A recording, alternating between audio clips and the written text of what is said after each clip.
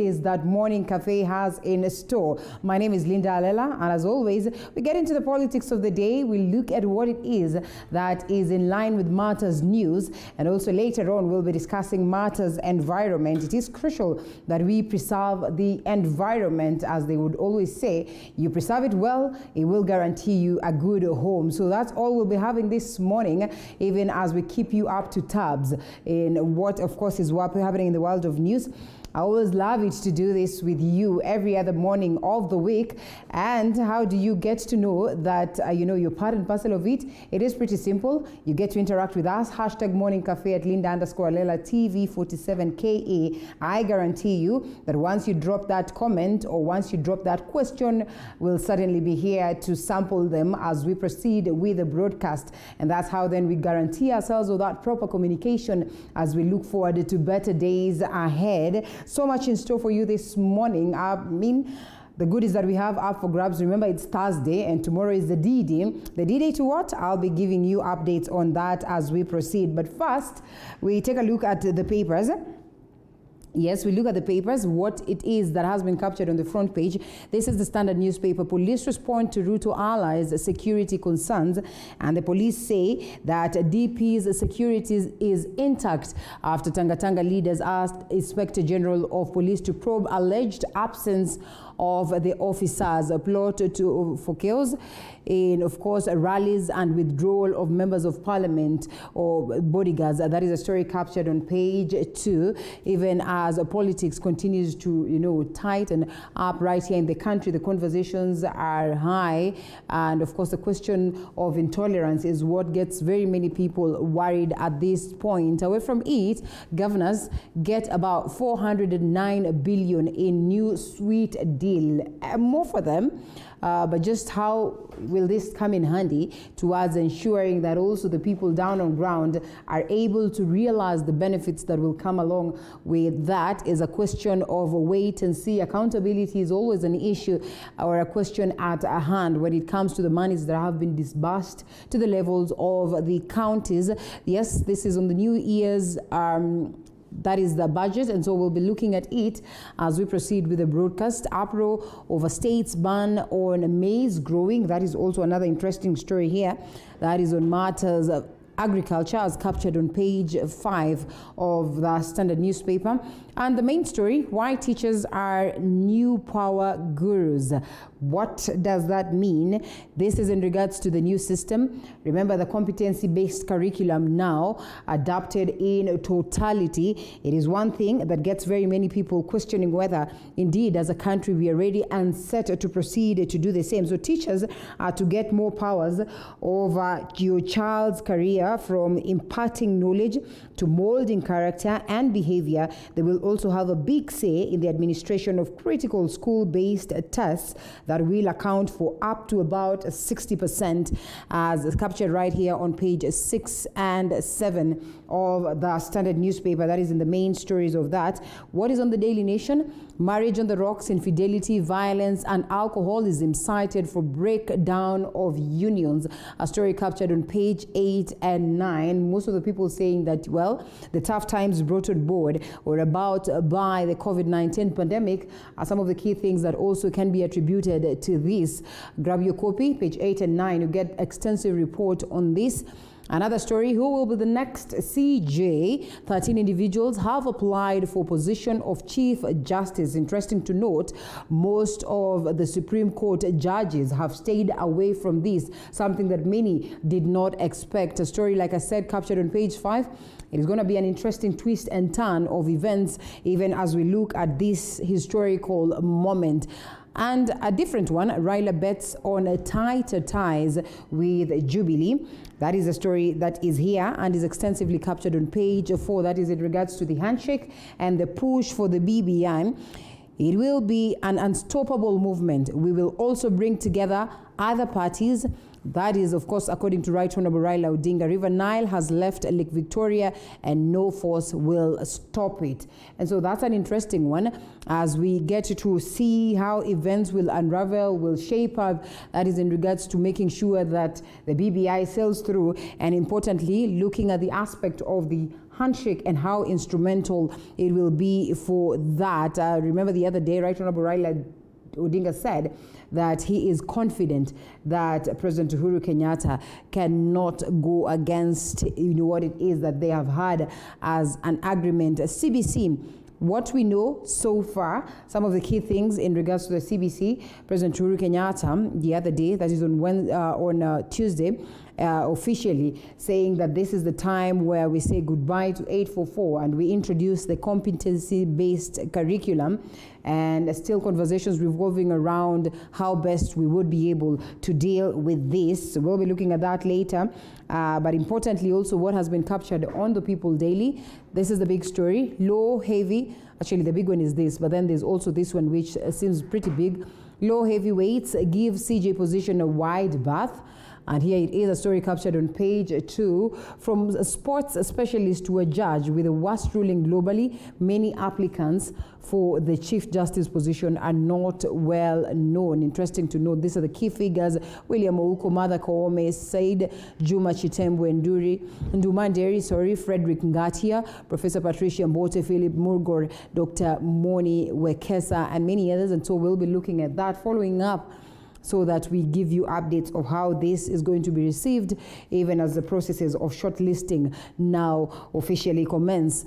Here we are, another story, 409 billion budget bounty for counties, and Treasury and governors agree on an enhanced budgetary allocation, the highest since devolution was introduced, ending speculations of a new standoff over revenue sharing, as captured on page 4 of the People Daily. It is going to be an interesting one to see, especially on matters development and how this is going to be felt, and just different amounts on how they're going to be shared across a 409 billion amount of allocated to counties. That is in 2020-2021 fiscal year, reflecting about 53.5 billion increase, or 37%, and 60 billion is the amount devolved units have been allowed to borrow in our financial year.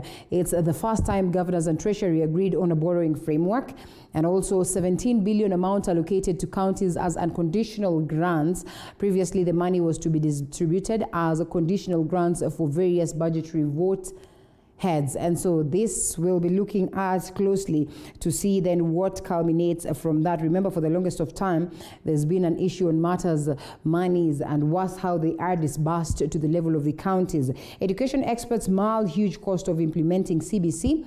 That is on the CBC. I mean, the goodness, the badness, the twists and turns, the monies that are supposed to be allocated to ensure that this sails through is one thing that we cannot run away from discussing. Also a different one, Kalonzo snide remark that got Muthama furious. It is in the Machakos senatorial bid politics. It took a Mona to prevent the former Machakos senator from charging at the Wiper leader, who had some remarks about Muthama's former wife. Interesting remarks if you have had a chance to listen to them, but we'll be looking at that as we proceed with the show that is in the matters of politics. As we drop what it is that the papers have in store, let us briefly keep you up to tabs on what it is that you expect for our Valentine's edition. It is tomorrow. It is going to be a beautiful Friday and a beautiful weekend for sure, courtesy of Morning Cafe. And how do we do this, or what is this that we have that is so special for you?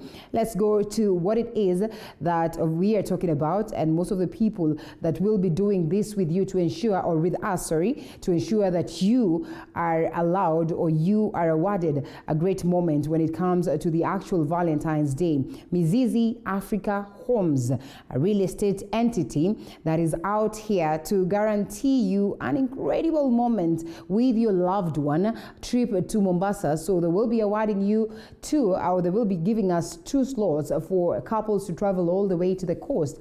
It is simple. How do you get to be that couple? And you share the poster on your timeline. That is the poster that is running. You go on our social media platforms, you find all these posters running up and down or they have been posted there, then use the hashtag below, that is hashtag Morning Cafe, hashtag TV47, hashtag Love Wins. And that way we'll get to know, well, the process does not end there. Tag TV47 on our Facebook page. When you get to tag us, then we'll know that indeed you've been active. So the post with the most likes on Facebook, then we'll get a chance to win this. And so that means we'll have 2 slots to give you and your loved one. Take advantage of that. Make sure that you share that poster as much as you can. And as you share, make sure that you get people to like that. And it's free of charge. You will get a chance to take your loved one all the way to Mombasa, all catered for. And you will certainly love that. We're also doing this with Emory Hotel. Emory Hotel, actually, that's where it will be tomorrow. We're going to do it from a different location. And courtesy of Emory Hotel, we're also bringing you goodies. One, subsidized rates in terms of the services that they offer down there, courtesy of Morning Cafe. Something as simple as, okay, well, something as huge as a night out, you know, filled with love, a beautiful breakfast morning, will be as simple as 7,000 shillings only. And so you can treat your lady or treat your man to that particular moment, or this one person that you certainly celebrate. Aside from that, there's going to be a guarantee of a night out, well catered for, 100% again, courtesy of Morning Cafe for you. We'll be asking a very simple question, and that one I'd want for you to stay tuned tomorrow. So we'll be tuned in tomorrow, and we'll be giving you that simple question that will get you being that one person who gets a free night out with your loved one at the Emory Hotel. Trust you me, it is something that you do not want to miss out on. And also, I mean, something as simple as meals and beautiful evenings for as little as 6,000. We'll be having great guests, by the way. Who are they? I mean, household names. Freshly Mumburi will be getting there. I hope he gets to entertain us. Stella Mishuka Mibeba, I'm sure you know that. And we also will be having the Kabus, who also focus much on the bonfire adventures. And we get to know what are some of the deals that are available, affordable deals for that matter, for the Valentine's session. But away from that, we'll also be having Valentine's Cake House to give you cakes. And so if you miss out on the trip, you miss out on the night out at Emory Hotel, you miss out on so much so, at least you should not miss out on getting a cake, a beautiful cake, courtesy of Valentine's Cake House. So we'll be giving you that voucher. You go out there, get that cake where you're going to celebrate with your loved one. We know very well that when it comes to Valentine's, chocolates, cakes, you know, some of these things are very crucial, wine and all that. So how about you get that cake for you and your loved one and the people around, because it's pretty much big. You can't finish the entire thing alone. And not to forget that we'll be giving you a piece of land. Now, this is the creme de la creme, courtesy of UIP Real Estate. And so UIP will be allowing you a chance to get this. And this is pretty simple, courtesy of Morning Cafe. I mean, on the very same social media platforms of TV47, you also get a chance to win yourself land. So hashtag my UIP TV47 Valentine. Go there, tell us your beautiful love story. Your beautiful love story, and not please don't lie to us, the people who know how to write well. Make sure that you're not lying to us, because then when you give us this beautiful love story, we'll expect to see your partner and all that, and then the love story with the most shares and likes gets to win this particular land. Title deed awarded to you. And so this is actually being closed today. This is the D-Day. So today we'll be deciding who is this one person. And by the way, the campaign has been ongoing for quite a while now. So we'll be making a decision as to who exactly get to win this. The competition is pretty much stiff. So if you have not gotten those likes, make sure that you push your friends to like that post of yours. Push your friend to enjoy or to just listen or read this particular story of yours, and share as much as you can. And that way, tomorrow, you get to know whether you will be getting this land. While we say that it's good to celebrate and have chocolates and have wine and have flowers and have all this, sometimes it's something that is long-lasting, something that you know is long-term. Is it, quite pretty much what it is that you would want, what it is that, you know, a man would want to award to a woman. So why don't you take advantage of all these goodies that are here courtesy of Morning Cafe? And also as Morning Cafe, then we guarantee you great of entertainment. We'll be having classical band. And so it is going to be a show like any other. So, but then again, we say this is what someone is asking. So what happens to the people who are single? Single ladies, we have cakes for you. Why not? Yes, plenty and plenty of cake. So it is just for you to be part and parcel of the conversation tomorrow morning.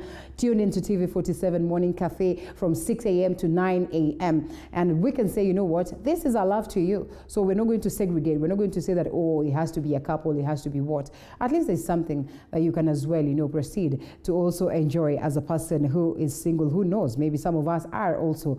But then again, we are here to make sure that it is a memorable moment for you. So you are my Valentine. So make sure that you keep it a date tomorrow. And away from that, it is important that we also look at what it is that my team has in store in terms of news. We'll also be telling you on what to expect on the day. That is on the Daily's Diary. And briefly, we'll look at what it is that the roads have to say, or what it looks like down there, the roads. And so first, we pick what it is that my team has prepared. And President Uhuru Kenyatta now says he will not allow the country to be led by people with integrity issues once his term lapses, that is next year. Speaking in Nairobi, the president, who defended the BBI report, said that he did not, or he is not interested in clinching into power. He said he will ensure that the country will not be ruled by thieves. Na ndipo mimi nasema, mimi haja yangu, wengine wanawaambia Uhuru anataka kutawala. Mimi najua mwaka ujao mimi naenda nyumbani. Mimi sina shida na hiyo. Sina shida. Lakini nia yangu ni kuhakikisha ya kwamba wale ambao wataendelea hawatakuwa watu ya kunyanyasa na kuibia wananchi. Ama ni namna gani wenzangu? Nia yangu ni kuhakikisha ya kwamba wale ambao wataendelea watakuwa na hiyo roho ya kuunganisha Wakenya, sio kuwaganya Wakenya. And speaking of integrity, we'll be having that conversation this morning on matters leadership and integrity, and just who are these people that we elect in. But away from it, we look at a different story altogether. Wiper Party leader Kalonzo Musyoka and UDA chairman Johnston Muthama nearly traded blows at a burial in Machakos County following Kalonzo's remarks on Muthama's ex-wife Agnes Kavindu that seemed to irritate Muthama. Kalonzo had taken issue with Muthama's decision to support UDA candidate for the Machakos senatorial race, Urbanus Ngengele, at a time when Kalonzo's wiper had chosen Muthama's ex-wife Kavindu to contest in Machakos. Seemingly angered by the sentiments, Muthama swiftly rose from his seat and charged straight at Kalonzo before other legislatures present, that is, at the burial, moved in to avert the looming confrontation. The Machakos senatorial seat fell vacant following the death of the late Boniface Kabaka, that is, with a by-election slated for March the 18th. Bwana Yesu asifiwe. Asanteni. Hebu tusalimiane tena. Asanteni sana. But in all things, I can see it in our next year. I mukona Muthama zembeta tuwekilui kidhui nikia Kalonzo na kwasa sawa. Nondo niwezi pala tui. Na tuende tabau. Ona akalalia tuelebaye ulumba nanga mutungia kibeti chake ne mwe kibeti teke ne senata.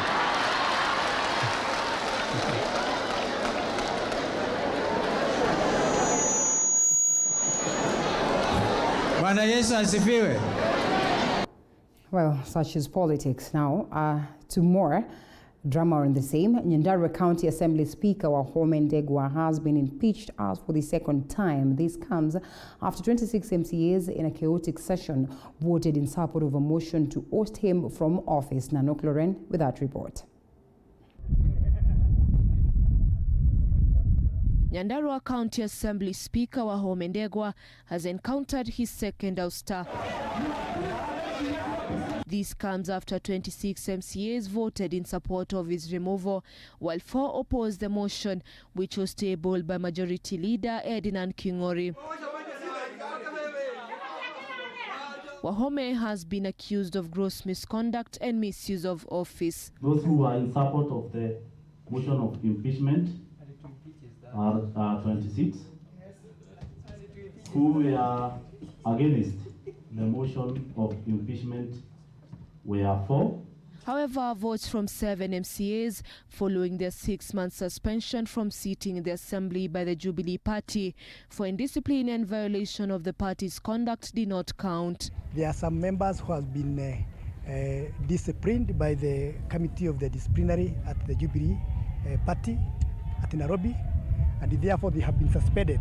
Some have been suspended for 3 months, others have been suspended for 6 months.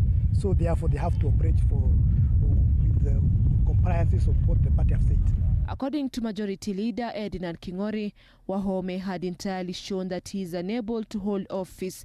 King'ori accused the Speaker of undermining Governor Francis Kimemia's leadership. Residents from all Kalau in Nyandarua County chanted in unison, approving the move by the County Assembly to impeach Wahome. Siku ya leo tumefurahia chama cha Jubilee kwa vile wamefanya huku kwetu. Wameng'oa kila makelele ya kila aina, ilikuwa na Spika Wahome, na sasa sisi tumefurahia, na wenye wanaendelea kupiga makelele wote watolewe. Hiyo ndio kazi hata itoeke, hata gavana wetu abaki akifanya kazi nzuri. Ile kazi imefanyika siku ya leo. Kama sisi wakaji wa Nyandarua tunafurahia, kama wamama tumefurahia, kama wazee leo tumefurahia, maana ule Wahome's second removal from office comes after he was reinstated by Nakuru court early this year after he was impeached in December last year. Anok Lauren, TV 47. Away from politics, the Congolese murder suspect Christian Kadima will remain in detention for 21 days pending his bail application ruling.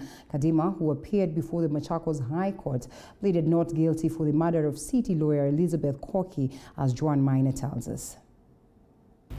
Machakos High Court Chief Magistrate David Kenei has granted lawyer Elizabeth Koki's murder suspect 7 days to file his bail or bond application. I give the following directions. The matter is now fixed for mention for the purpose of direction on a date to be agreed by the parties. The 32-year-old Christian Kadima was confirmed fit to stand trial after the court ordered for his mental assessment. As you're all aware, this issue has been outstanding for a while, and the only remaining aspect of it was the medical examination of the accused person to ascertain whether he was fit to stand trial. LSK President Nelson Havi led an eloquence of lawyers in pushing for their departed colleague Elizabeth Koki. This morning we have appeared before Justice David Kemei for the plea taking by Christian Kadima, the accused person in the murder of our colleague Elizabeth Koki. Christian Kadima, a Congolese national, pleaded not guilty for the murder of city lawyer Elizabeth Koki in Syokimau. The suspect, who was arrested by DCI detectives earlier this year, a day after Koki's death, is alleged to be also wanted in South Africa over accusations of brutality.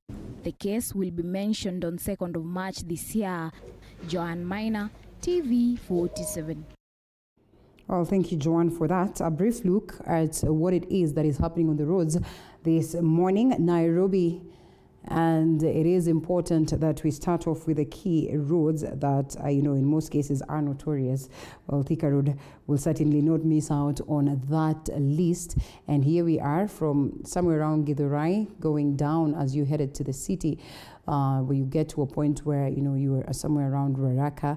That is also around Garden City. There's some bit of traffic there, and as you can see, evidently it's a bit jammed up going down all the way to town and going down to these sides of, that is over, I don't know why I've lost that one, just a moment, going down to the sides of Pangani going, you realize that there's some bit of traffic there. Here we are, and it gets even worse when you're around Muthaiga.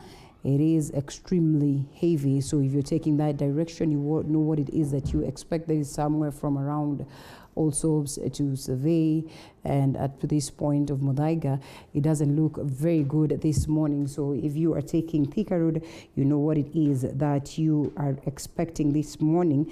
If you can avoid, then please do so. Let's get to Jogoo Road, in most cases also considered notorious. Jogoo Road doesn't look so bad, apart from some point somewhere around Makadara there. In most cases, you'll find traffic there. As you can see, yes, there is a bit of a snarl up, but then it eases up moving forward to these other beats as you're headed to the city. So you know what to expect when you're taking Jogoo Road, bringing us to Outer Ring Road.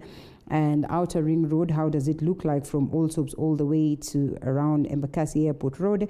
Outer Ring Road does not look bad to and from around Allsops there until you get somewhere around Donholm Rail Stop. Then there you realize there's a bit of traffic also on both sides. So if you're taking that direction, you will know what it is that you expect. Somewhere around Feather Estate, also there's a bit of traffic around there going all the way to Embakasi, and you land yourself at the Airport Road. Airport Road also not looking so bad. That is as you get to connect to the Eastern Bypass this morning, but then going down, then you find some bit of traffic where you get to connect to Mombasa Road along Maradaima. This area here where there's a T-junction, there's traffic there. So if you're taking that direction, you know what it is to expect.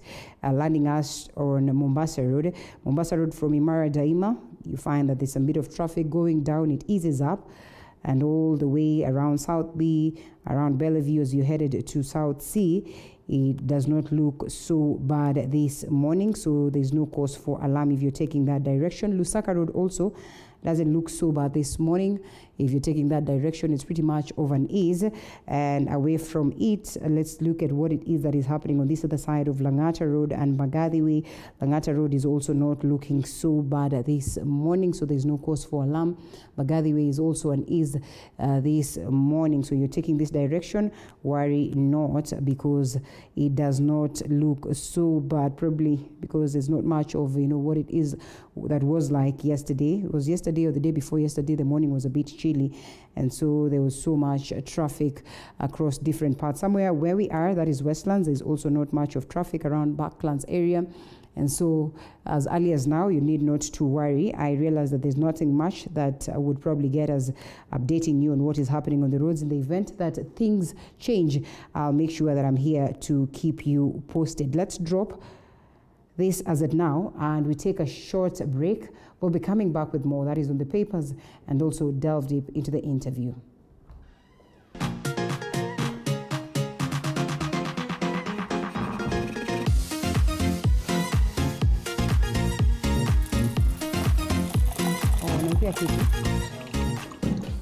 You are watching TV 47, the home of untold stories. Love is when the clock strikes 7:30 p.m. every Monday, it means it's time for... The biggest challenge of starting a business in Kenya is the layers of licenses you need to pay. The Grind. We tell you the do's and don'ts of business.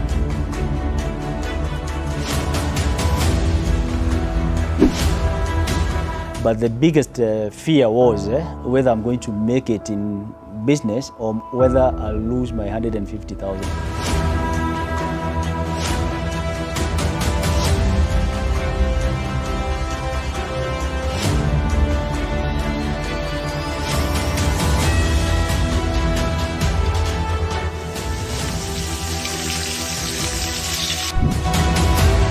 I say business is not about how much capital you have. The Grind, every Monday at 7:30 p.m.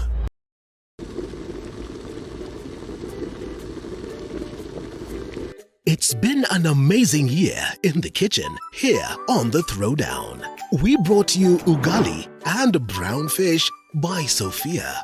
The tasty butter chicken from the classic Mayura restaurant. And the sweet Oreo cake dessert by Lillian.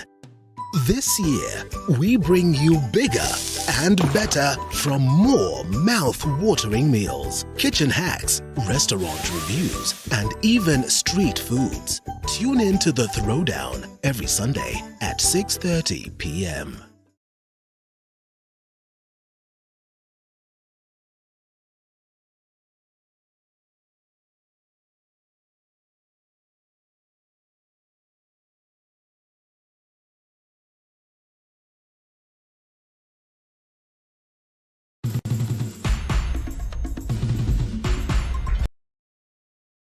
When the clock strikes 7:30 p.m. every Monday, it means it's time for...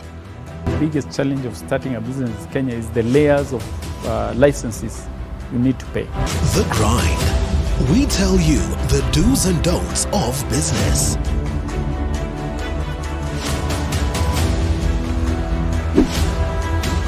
But the biggest fear was whether I'm going to make it in business or whether I'll lose my 150,000.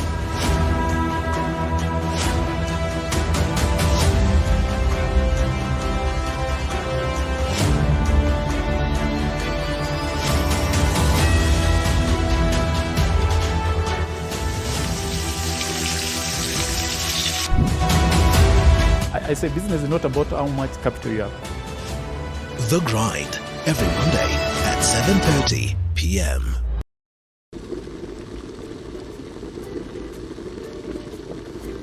It's been an amazing year in the kitchen here on The Throwdown. We brought you ugali and brown fish by Sophia. The tasty butter chicken from the classic Mayura restaurant. And the sweet Oreo cake dessert by Lillian. This year, we bring you bigger and better from more mouth-watering meals, kitchen hacks, restaurant reviews, and even street foods. Tune in to The Throwdown every Sunday at 6:30 p.m.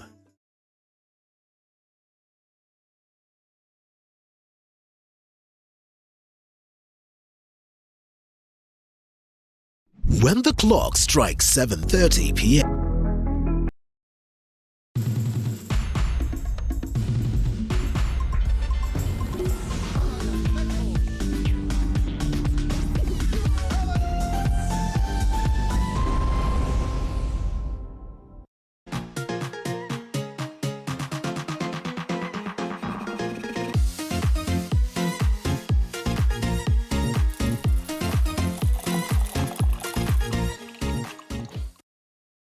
Time for us to take a look at the papers. On standby, Fred Okang'o, Secretary General, Thirdway Alliance, and also Honorable Beatrice Elachi, who's the former Speaker for Nairobi County, joining us via Skype. We're expecting other gentlemen to join us later, that is for the conversation. So Fred, now that the other gentlemen are not here, thank you for coming early enough so at least you can help me go through the papers, because then you realize some of the stories that are on the papers we might not have time to discuss, but are of equal importance that we also look at and we weigh in our sentiments. Honorable Elachi, good morning. Can you hear me? Yes, I can hear you. You well? I'm good, I'm on the road. All right. Yeah, it's true, you're an early bird too, eh? I was thinking you probably could not make it here because of sleep, but evidently that is not the case. Just repeat that. I'm saying I was thinking you couldn't make it here because of sleep, but it's evidently not the case. No sleep. I thought I left early. I am part Nanyuki. Okay, all right. Well, yes, thank you for creating time for us. Asante, Pia. And so before we get to the conversation, we'll be looking at leadership and integrity extensively. I'll just picking up on the recent cases we've witnessed and just how we get ourselves off this hook. But first, I think it's fair that we look at what has been captured on the papers. I have the People Daily, the Standard newspaper, and the Daily Nation as always. Key of the stories that, has been captured also on all these papers is on the coming in of the new CJ, or how we get to have another CJ after CJ Maraga exited the stage. And so here we are, low heavyweights give CJ position a wide berth. I don't know whether you've been able to look at the list or you've heard of the list. you realize that even the Supreme Court judges are not there. Fred. Thank you, Linda. Good morning to our viewers. Yes, I think this is news that was coming in last evening. Yes. Notably, all the serving Supreme Court judges that were expected to apply for this position did not. And another interesting thing, there are also people who are outside the judiciary but academicians who have applied, like Professor Patricia, a distinguished academician and a lawyer. We also saw the coming in of Fred Ngatia as an applicant, a lawyer who has experience in litigation. And then we also saw the coming in of Philip Mugo. Then, of course, we cannot underestimate the application of William Ouko, the Supreme Court, I mean the Court of Appeal, president. So in my view is that if you look at the applicants, something that you need to note is that one of them is likely to be the Chief Justice of the Republic of Kenya. Yes. But again, look at the number of lady applicants.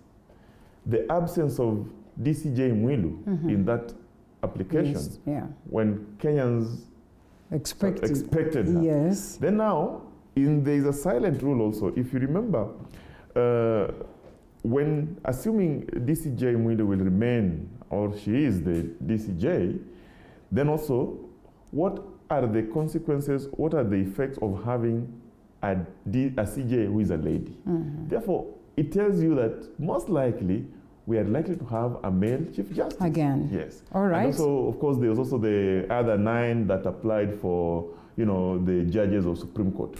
So I think all the candidates, if I look at them, having read about them, the people who are having a chance, and we wish them the best. We hope Kenya gets one of the best Chief Justice again. Indeed, and that's what we're crossing fingers for. Honorable Elachi, as Fred puts it, there are likelihoods again that we're going to miss out a woman on this, and we've seen these individuals that have taken up the challenge. Of course, the process now kicks off immediately in regards to the shortlisting processes and all that. And we are eagerly waiting to see just how this is going to be conducted. Historically, it's not always been a beautiful process to see, but then in most cases we've landed with the Chief Justices who've managed to serve. But here we're having this conversation. Again, one would want to ask, why is it that the key figures, especially those of the Supreme Court, decided to run away from this? Just taking ourselves back, there was a point that there were a lot of, integrity issues that were mad upon them. In as much as this, we did not go much far with that. Do you suppose that this could have informed that maybe they felt like, well, the issues that were there then would probably, come to rise and probably automatically lock them out?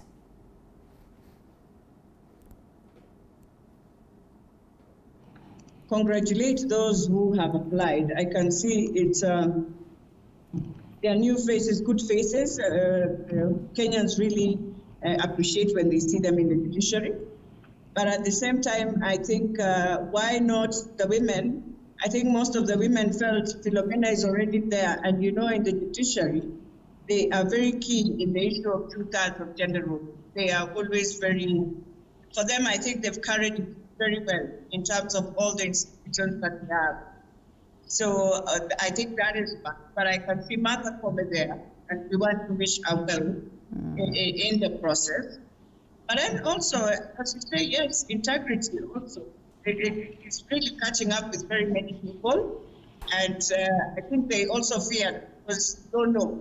You might start a process and then you find people just bringing issues from the closet that you never knew, or maybe things you did way back. And they're bringing it. I believe some of the judges who are in the Supreme Court feel they still have some years in the Supreme Court. Maybe they decided not to take this one because I still have years that come and just have to Chief Justice. So it's a strategy also in terms of how you survive in your work.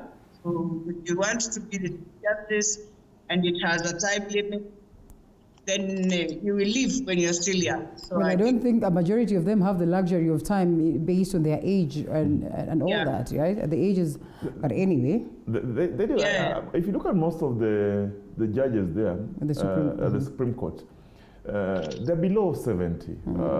I suspect some of them are 50s, 60s. Somewhere around 50s. And she is at 60s, I think. Yeah, sure. Wilu? Yeah. Would want to assume, okay, well, Joaquin Dungu, Smoking Wanjala, well, the youngsters, well, maybe that is also one thing that they looked at, who knows. But indeed, it's been an interesting thing to note, and we all look forward to the vetting processes, and eventually, like we say, we look forward to getting a good Chief Justice. I won't go back to the front page just yet. Let's look at this. Uhuru drops hint at lifting national night curfew soon. Long overdue, Fred? I think there have been a pressure from the public to lift the night curfew. Yeah. And he hinted at opening it. But I think the most important thing is how the government has dealt with the issue of COVID-19 management. Yeah.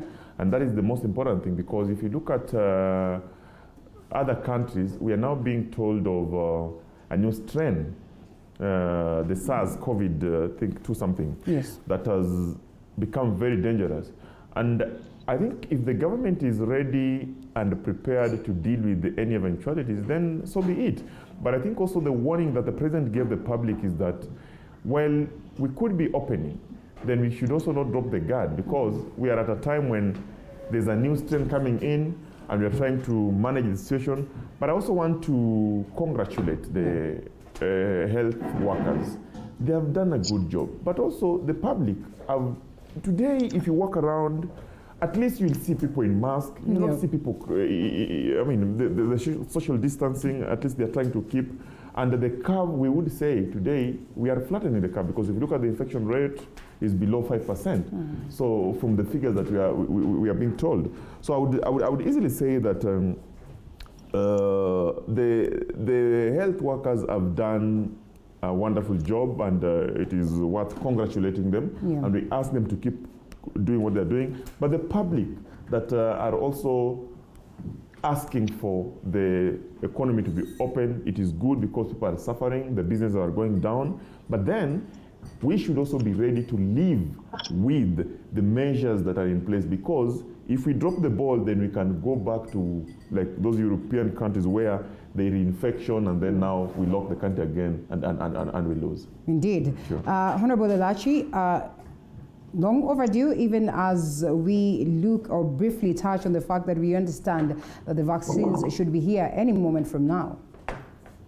Well, first of all, let us just thank also the president. I think that curfew has really helped, because you look at it in a different way. It's a curfew that starts at 10, and you find, many people have been able to be going home. We've reduced accidents in terms of those who want to go and enjoy their alcohol, and it has helped in one way. It's very interesting, and that is something maybe we need to be asking ourselves, that in COVID time, KRA has been able to collect revenue and to even surpass. It means we have many people who don't also pay taxes in many of the things that we do. Yeah. And therefore, it is a wake-up call to say, indeed, we have revenue that we can collect and start paying our debts if we are serious about it, but at the same time that there is a lot of leakage and we are losing a lot of money from outside. If we can be able, in closing those businesses, and be able still to collect revenue in the most hardest time that Kenyans have had.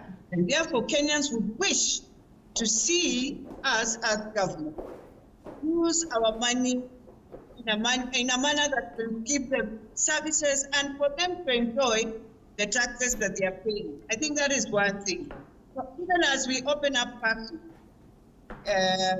which I believe will be March, maybe that will be the last, but then we need to tell Kenyans, let us also be cautious of ourselves, because as we know, the vaccine has not, it's not really there.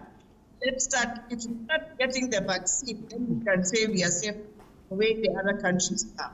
Okay. So that is one thing we need to really caution ourselves, that opening up the country does not mean now we relax on all of the protocols and we just decide to be careless into our own life. It's our own life. All right, indeed, it is our own life. Now that you spoke about how much the KRA has been able to receive, let's talk matters finances.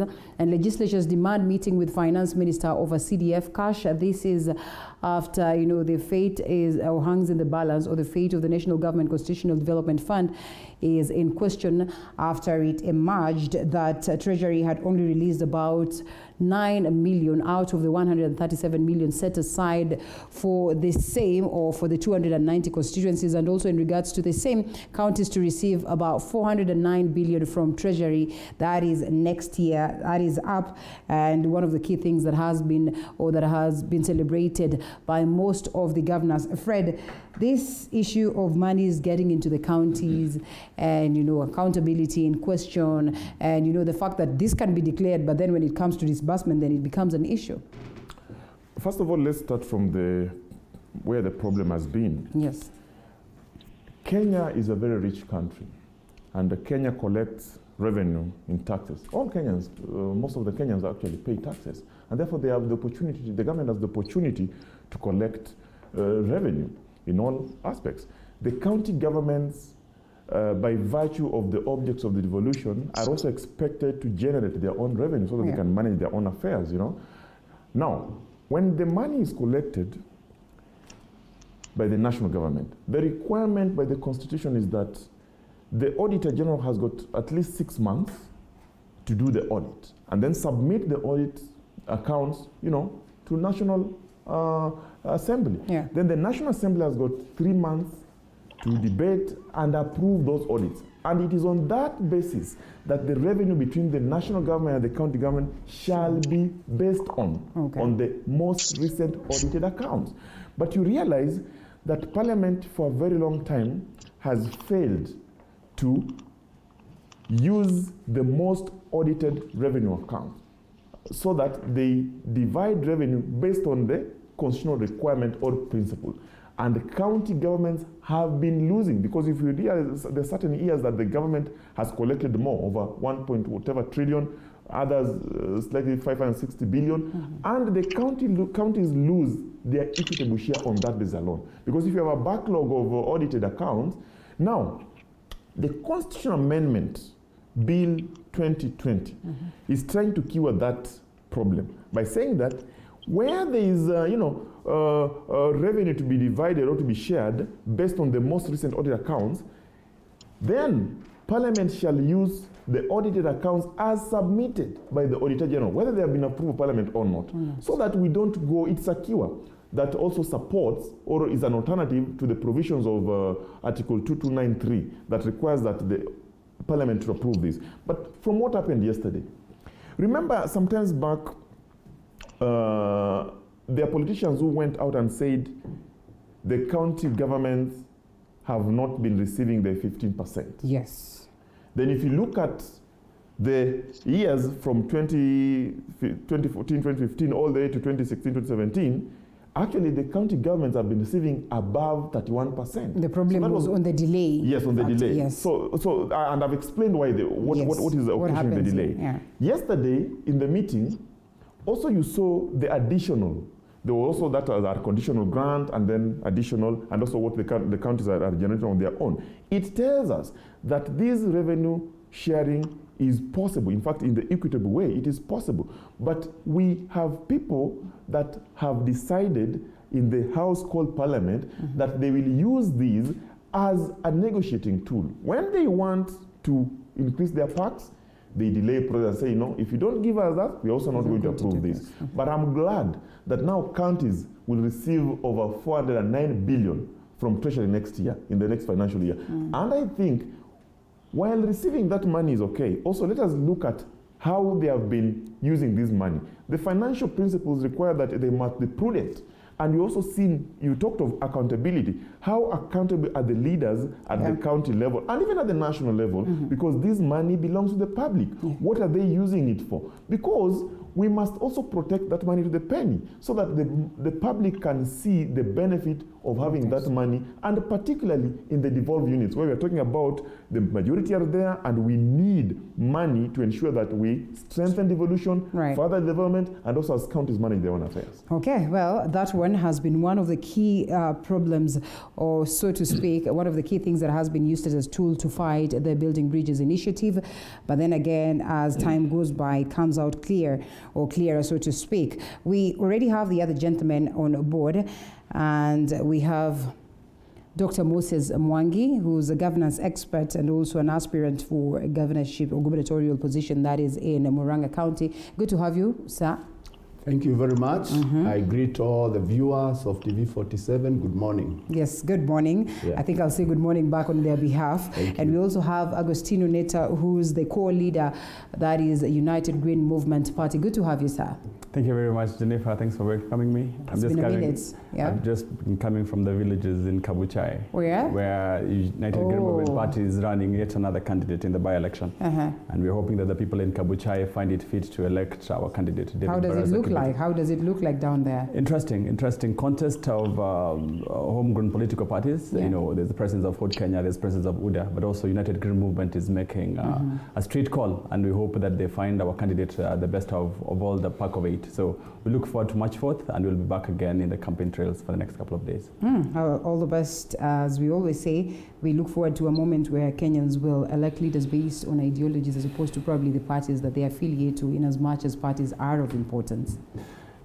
We hope actually that for the first time, now the people of Bungoma County and Kabuchai in particular have a chance, because our candidate, David Barasa, has, what it takes. He's been a good teacher.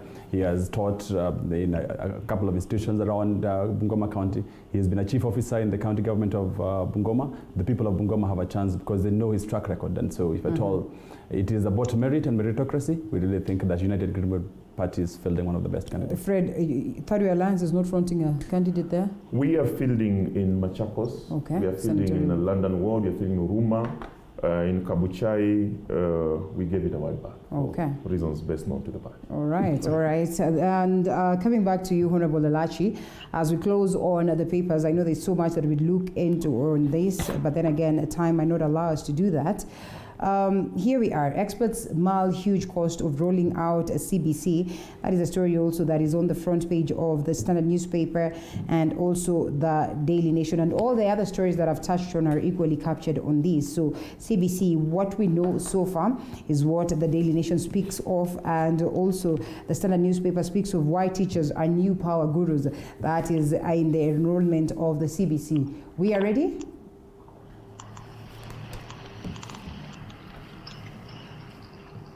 Honorable Elachi?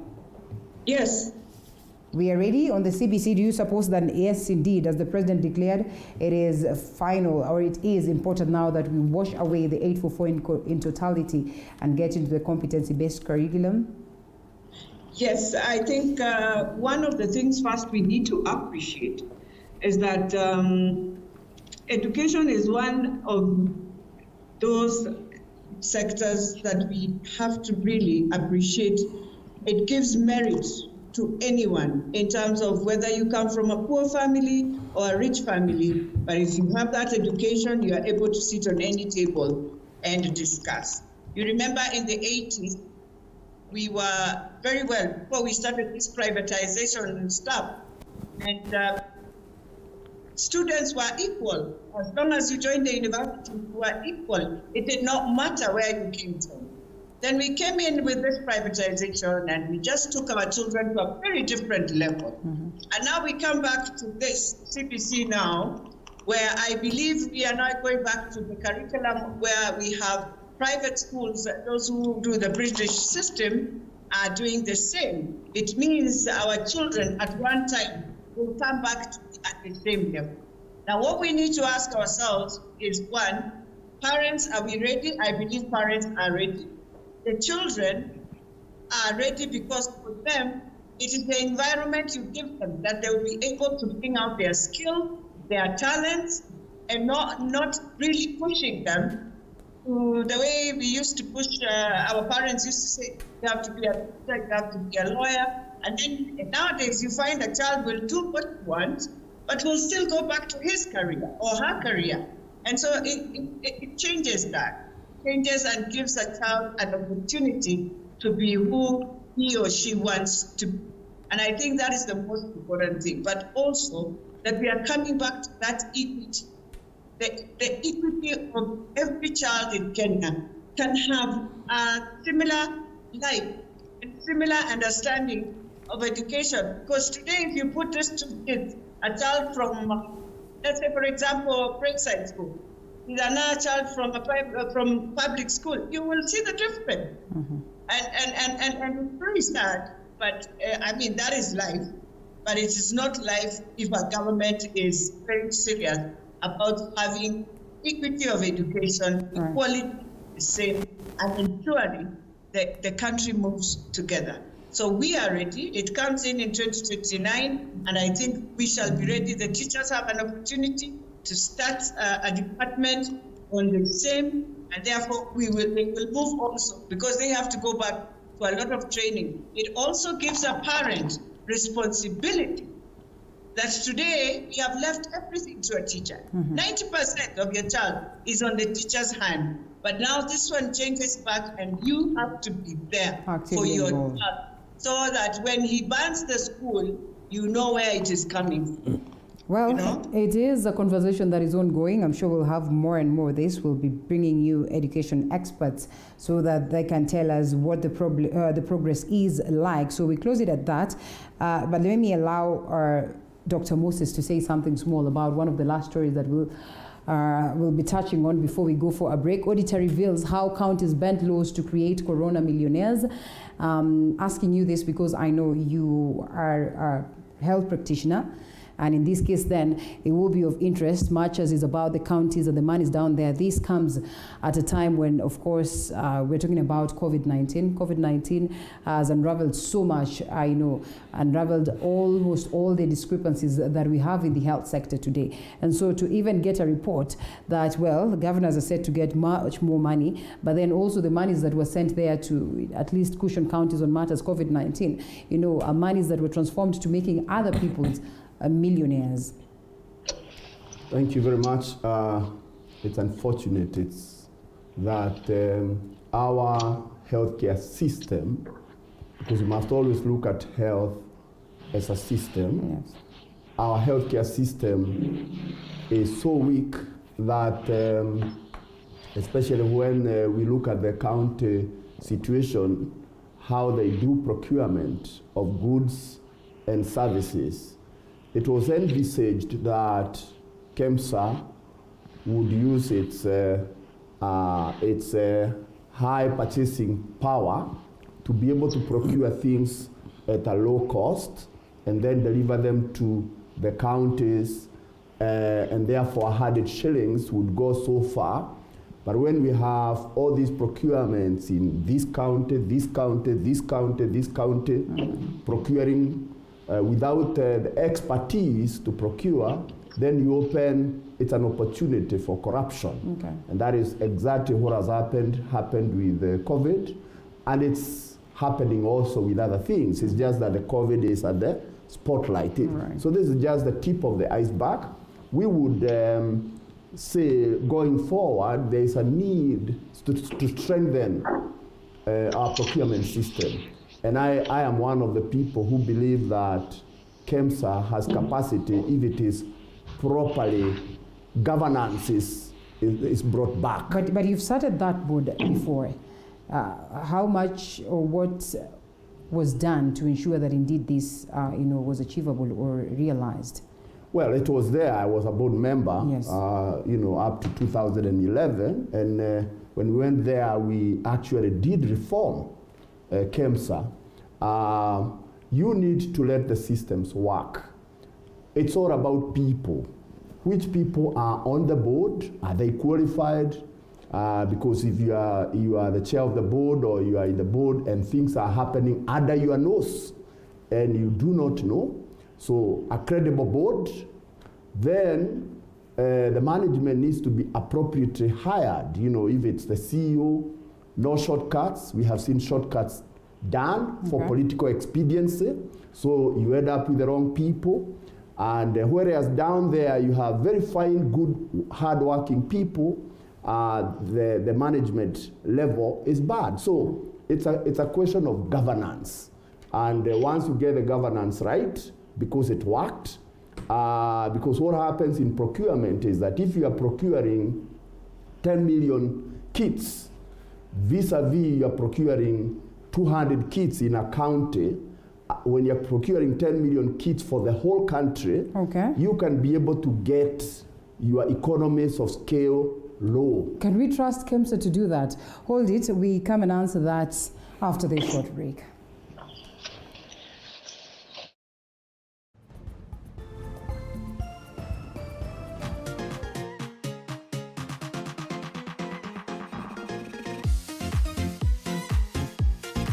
When the clock strikes 7:30 p.m. every Monday, it means it's time for... The biggest challenge of starting a business in Kenya is the layers of licenses you need to pay. The Grind. We tell you the do's and don'ts of business.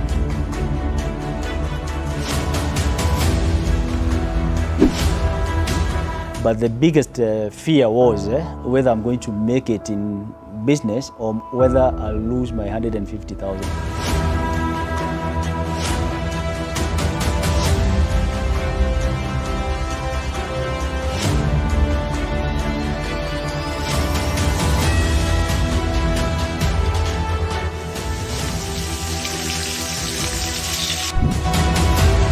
I say business is not about how much capital you have.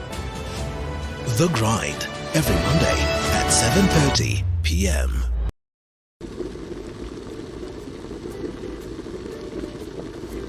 It's been an amazing year in the kitchen here on The Throwdown. We brought you ugali and brown fish by Sophia. The tasty butter chicken from the classic Mayura restaurant. And the sweet Oreo cake dessert by Lillian. This year, we bring you bigger and better from more mouth-watering meals, kitchen hacks, restaurant reviews, and even street foods. Tune in to The Throwdown every Sunday at 6:30 p.m.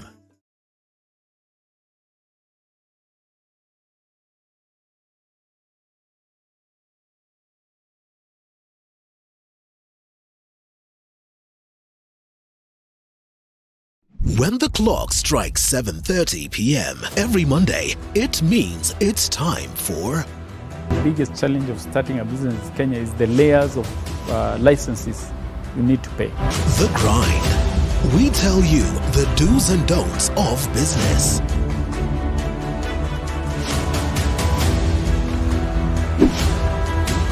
But the biggest fear was whether I'm going to make it in business or whether I'll lose my 150. Back to the broadcast, we now wind up on the papers as we cross over to having that candid discussion on matters leadership and integrity. And of course, as far and wide as we can go, we'll also be looking at other things in regards to leadership extensively. Still with me, Honorable Beatrice Elachi, who's via Skype, Dr. Moses Mwangi, Fred Okang'o, and Augustino Neto, as we continue with the broadcast. Doctor, we're still on you, but then again, I'd want us to loop in Honorable Augustino.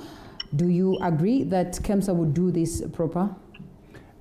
I mean, just like what Dr. Moses is saying, and you know, the convention that he's having is a convention that should be had across the country, not just about KEMSA, but about state corporations. Yes. I mean, I think the point that he makes is a point that I really, really like and agree with.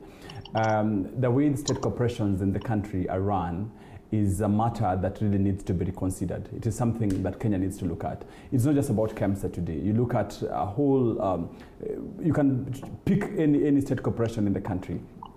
One, the board of governors of these state corporations need to be people who are competent, people who understand the job, people who understand the act.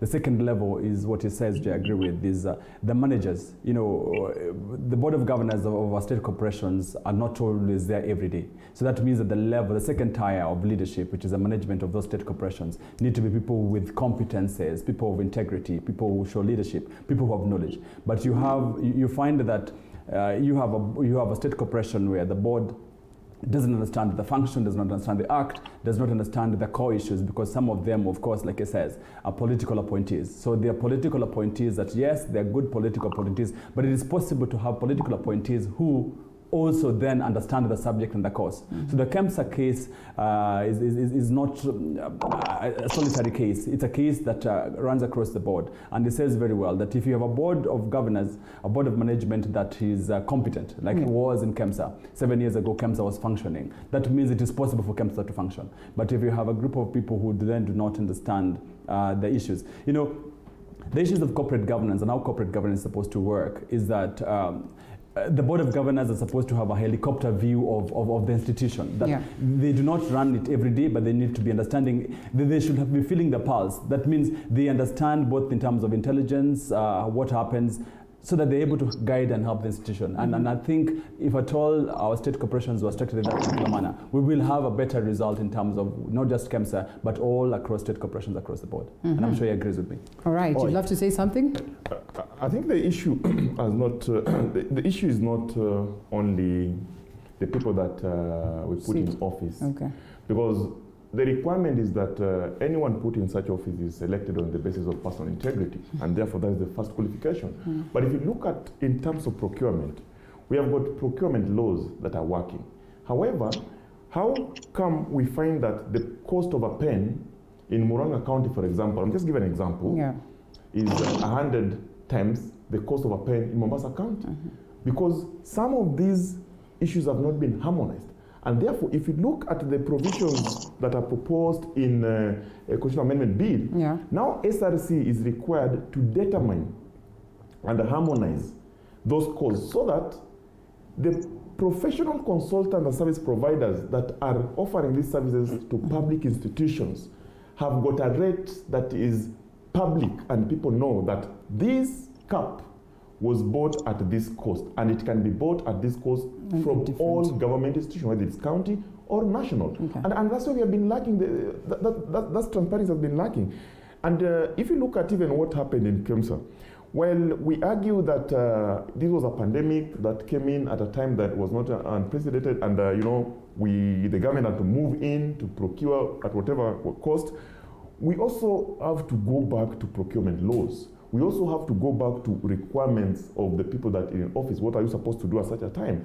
That is where we have failed. So I'm very glad that for the first time now, the amendment in Article 230 that shall require SRC to ensure that they harmonize all these rates that are offered to the professional consultants in all spheres of government work. That is the only way we'll cure this thing, other than the basis of selection of the people in office. Okay, and I'm glad that you brought the conversation to that point of SRC and just how much they're capable of doing this without being twisted, without being coerced to getting into that direction. Honorable Elachi, you saw what happened with the members of county assemblies. Yesterday I had a very heated debate here in regards to the car grants, and now that we're talking matters integrity and we're looking at just how best some of these laws are, you know, put to work. That is in regards to what is enshrined within the very same constitution, if not the constitution, then just upholding the rule of law. Do you suppose that with the kind of argument that we're having right now, one, SRC has the power and capability to get to that point where they make these declarations without being twisted, without being coerced, without being driven by certain groups of interests? Yes, in the first instance, we should remember the discussion of the car grant of the county assemblies started in 2014. Oh, yes. And you see, it's really an administrative issue because, one, all government officials who are at a certain level, all of them, I've always said that they have vehicles to facilitate their work. Then you come to Parliament, the same. So this policy, where from 2014, these members have been really asking why, and it's not a vehicle for his own, it is a vehicle to facilitate his work on the ground. And I think that is where many people have never understood, and we keep on really questioning something that we have done across the board. But this is the only institution we feel is not right, which I also say, if you remove, then remove the whole policy. If you put, as the Constitution says, put the whole policy. But anyway, having said that, and I know for the County Assembly, people forget that there is an account that government gave that is the same as what is in Parliament. And it's a fund that facilitates their mortgages and their vehicles. SRC is privy to this information. Why at this time? Why approve of this at a time or at this time? Why were they not doing it?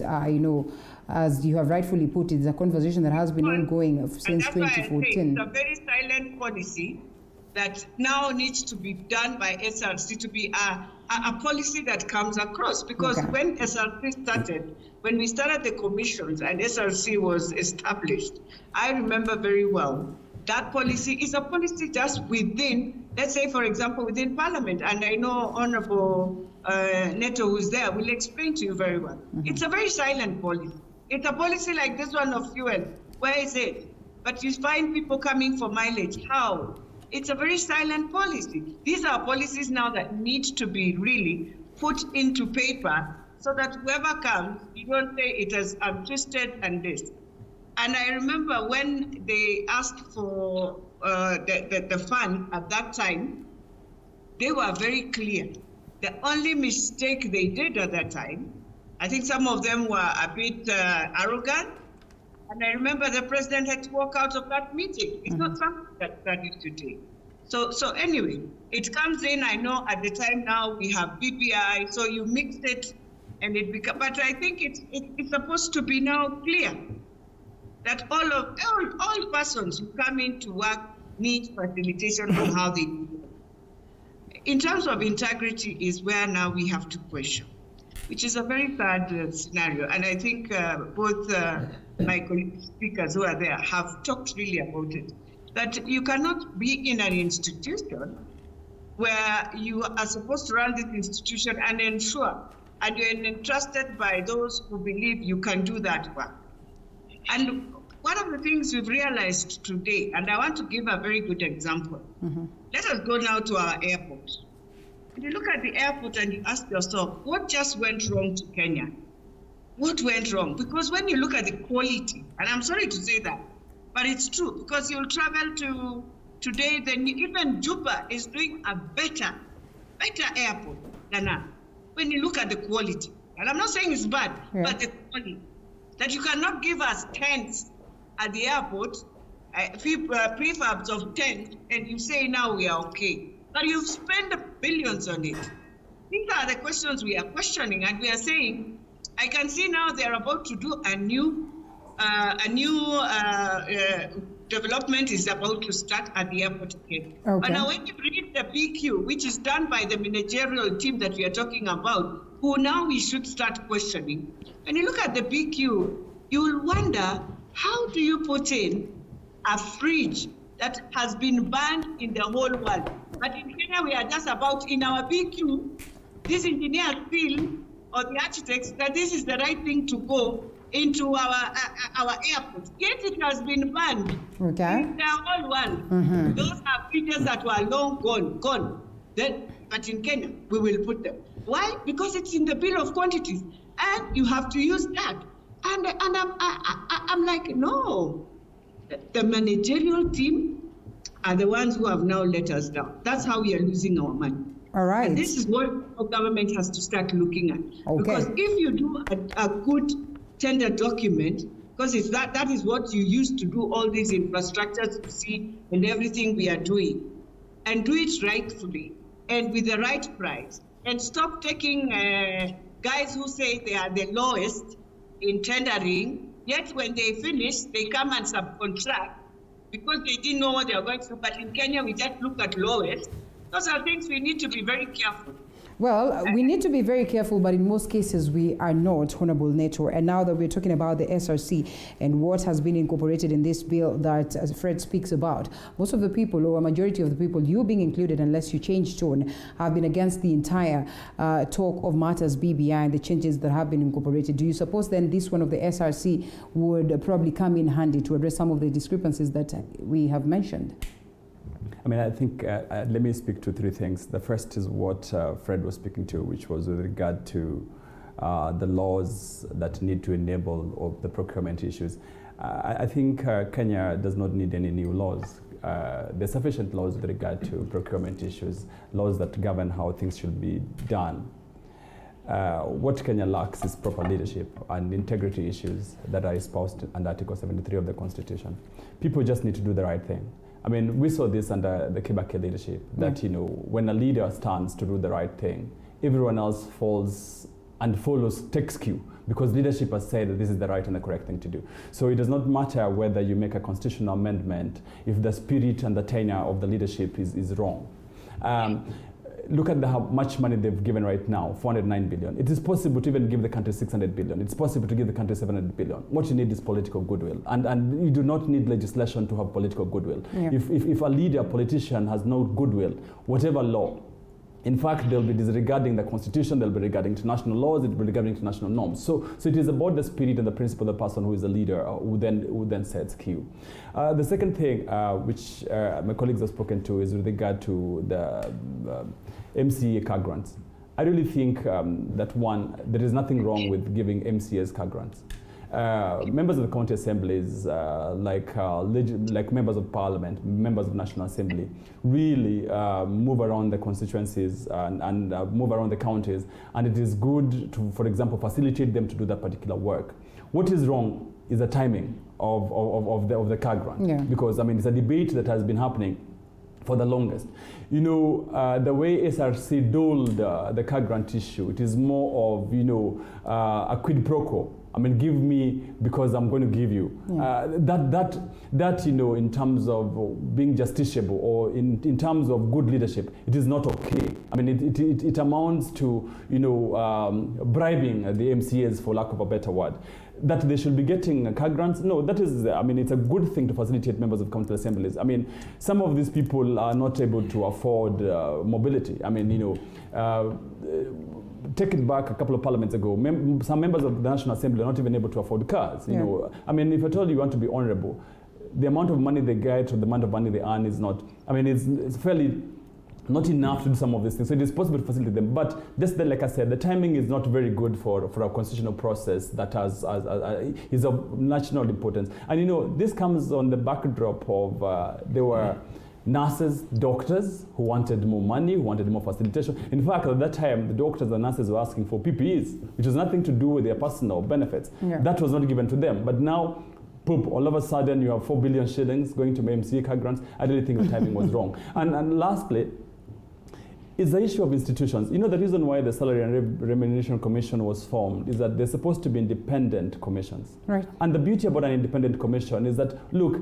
you're not supposed to be easily removed from office. And you're supposed to be that arm of government that checks. You know, you can actually stand up to the presidency, you can actually stand up to the House of Parliament and tell them, no, we cannot do this because it's not correct, because you have independence of office. The independence of office is supposed to give you guard, it's supposed to protect you. But for SRC to behave the manner that they're doing, it simply means that they got phone calls, which is what the constitution protection they have is supposed to help them stop again. So I really think that SRC, on this, they dropped the gun. We got it all wrong, Dr. Moses? Or the priorities? Now, let me add my voice on the whole issue of procurement. Yes. And I want to agree with my colleague here about the problem of Africa, the problem of Kenya, leadership and management. And we cannot legislate everything. Everything cannot be put on the law. I think if you are to get the right people in the right place, let's talk about procurement. When I was in university, there was no course for procurement. Today, universities are offering programs for procurement. There is an institute for procurement practitioners. They have a code of conduct. I'm a pharmacist. I belong to the Pharmaceutical Society of Kenya. I subscribe to a particular code. The lawyers. Now, when it comes to matters procurement, who said that anybody can procure? If we put the professionals who are then answerable to their professional body, and then those professional bodies operate professionally to discipline their members. Okay. The same case, even in building and so forth. But we have a scenario in this country where everybody thinks they can do everything, where it's all a question of who do I know? And so people are put in place and they continue to do a mess. So in my view, if you want to get back on track, we must get use of the professionals in particular fields, the accountants to do their accountancy, the procurement to do their procurement, and that then falls down on who is the leader. Okay. If I am the governor of Murang'a, as I will be, it behoves me as the head of that, as the CEO of that organization, to make sure that we have the right people in the right place. I have been chair of boards of governors, and I remember one school, which I will not name, when I became board member, they would get salaries for October in January. Why? Because money is finished. But over time, we for last 7 years, we put up new dormitories every year because the money is managed properly, the board is in control, and the right procurement practices are done. So when it comes to SRC, I think it was a good idea in the Constitution of 2010, especially knowing the history of the country. We have a scenario where there is, you can move to this organization and the salary structure, the qualifications. In HR, we have something we call equity. If you have the same qualification, you should earn more or less the same salary. The difference should be experience or performance. And the bloated wage bill that we have in our country, it needed SRC to bring things in harmony. And again, who are those members of the SRC? Are they qualified to be in that organization? Do they have the right skills? And therefore, they are able to stud even to the president and to other people because they know exactly what they are doing. So let's get back to meritocracy. Let's have the right people in the right place. And even if you are the president, make sure you have the right people in the right place, even in CS, the ministries that run. Because if you have qualified people to do the job, you don't have to worry. And they'll be disciplined by their professions. Is it so, Fred? I've listened to my colleagues. Sounds like we're headed to that point where we're looking for a perfect world, yeah? You know, Linda, the Constitution of Kenya 2010, when it was promulgated, the provisions that establish parliament, those provisions mirror that establishes the county assemblies. And therefore, in legislative authority, these two levels of parliament do the same job in terms of legislation. Almost the same privileges. And therefore, they're the same to that extent. Number two, the provisions of SRC Article 230 also require that they shall harmonize and regularize all remuneration and benefits of all state officers. By interpretation, Linda, members of county assembly and members of parliament are all state officers. And if the member of parliament enjoys certain benefits and the MCA doesn't while they qualify, then that is discrimination. And the Constitution prohibits that discrimination. Number two, the MCAs, the president, for example, did not tell the MCAs that I'm going to give you car grants so that you do 1, 2, 3. It is wrong. What that request came from the MCAs, and it did not come from the MCAs in Sagana or wherever. It has been an issue of discussion from 2014, as Madam Speaker Elachi says it, and they have never had an opportunity to fix it.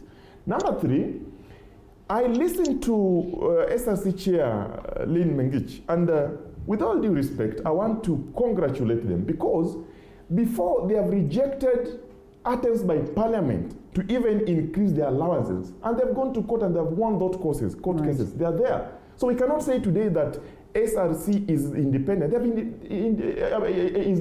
independent. They have put off Parliament before. They have come out and stopped executive before. This time, the car grant is not a new allocation.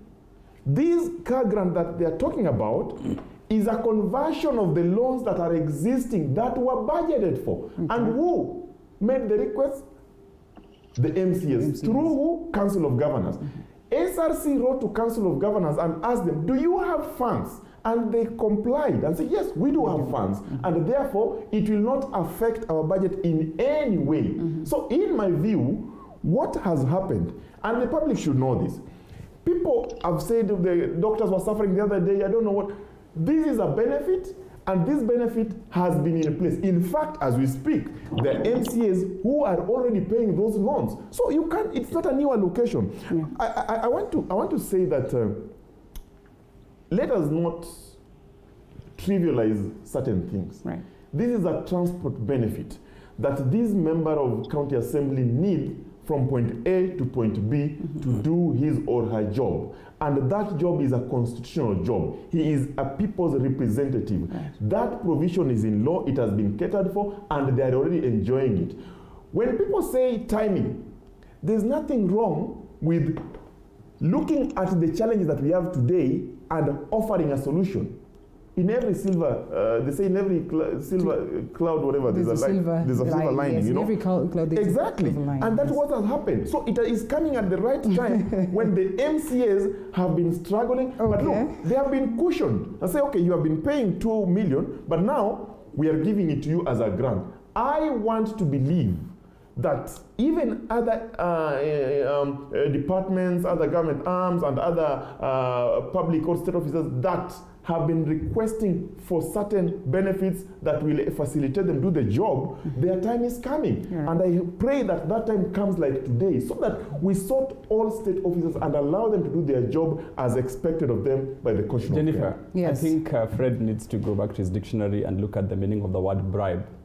That, you know, there's nothing wrong with me giving Fred or Moses anything at any time. Okay. But if that particular gifting is supposed to unduly influence your decision, then that is what it's called a bribe. But let me move more to a more substantive conversation, which Dr. Moses actually was flouting, which is what I actually liked. And by the way, allow me to invite Dr. Moses to the United Green Movement Party, because I think he espouses those principles that I really like and would really like us to champion together in Murang'a County. You know, what it speaks to is how development works. Development works on the basis of an invisible hand. That let specialization take place. Let a doctor do the doctor's job. Let the lawyer do the lawyer's job. Then let us then compete because you need the services that I'm offering you. That is the way to move the country forward. Hold it right there. Hold it right there. You have sat in parliament. Sometimes when we're talking about these individuals are individuals who pass through parliament for vetting processes. So at what point then would we get to that bit where we say that maybe we got the wrong people on board? And parliamentarians themselves have had the chance to vet these individuals, and equally, you know, the president appointing them. You know, I've been at the House of Parliament, you know, twice, and Parliament sometimes gets rowdy. Parliament sometimes doesn't give Kenyans the very best of what it's supposed to do. And that speaks to the lack of independence of that particular institution of Parliament. I mean, there are moments when you've really vetted In fact, what happens at the House of Parliament sometimes is not vetting. It is more of, a conveyor belt. You have gotten some instructions that you must pass Neto, you must pass Dr. Moses as part of. Why does it have to be that? Because of the structure of the political parties, because of the structure of the institutional governance. I'll explain to you. Raila Odinga is a leader of the Orange Democratic Movement. Uhuru Kenyatta is a leader of the Jubilee Party.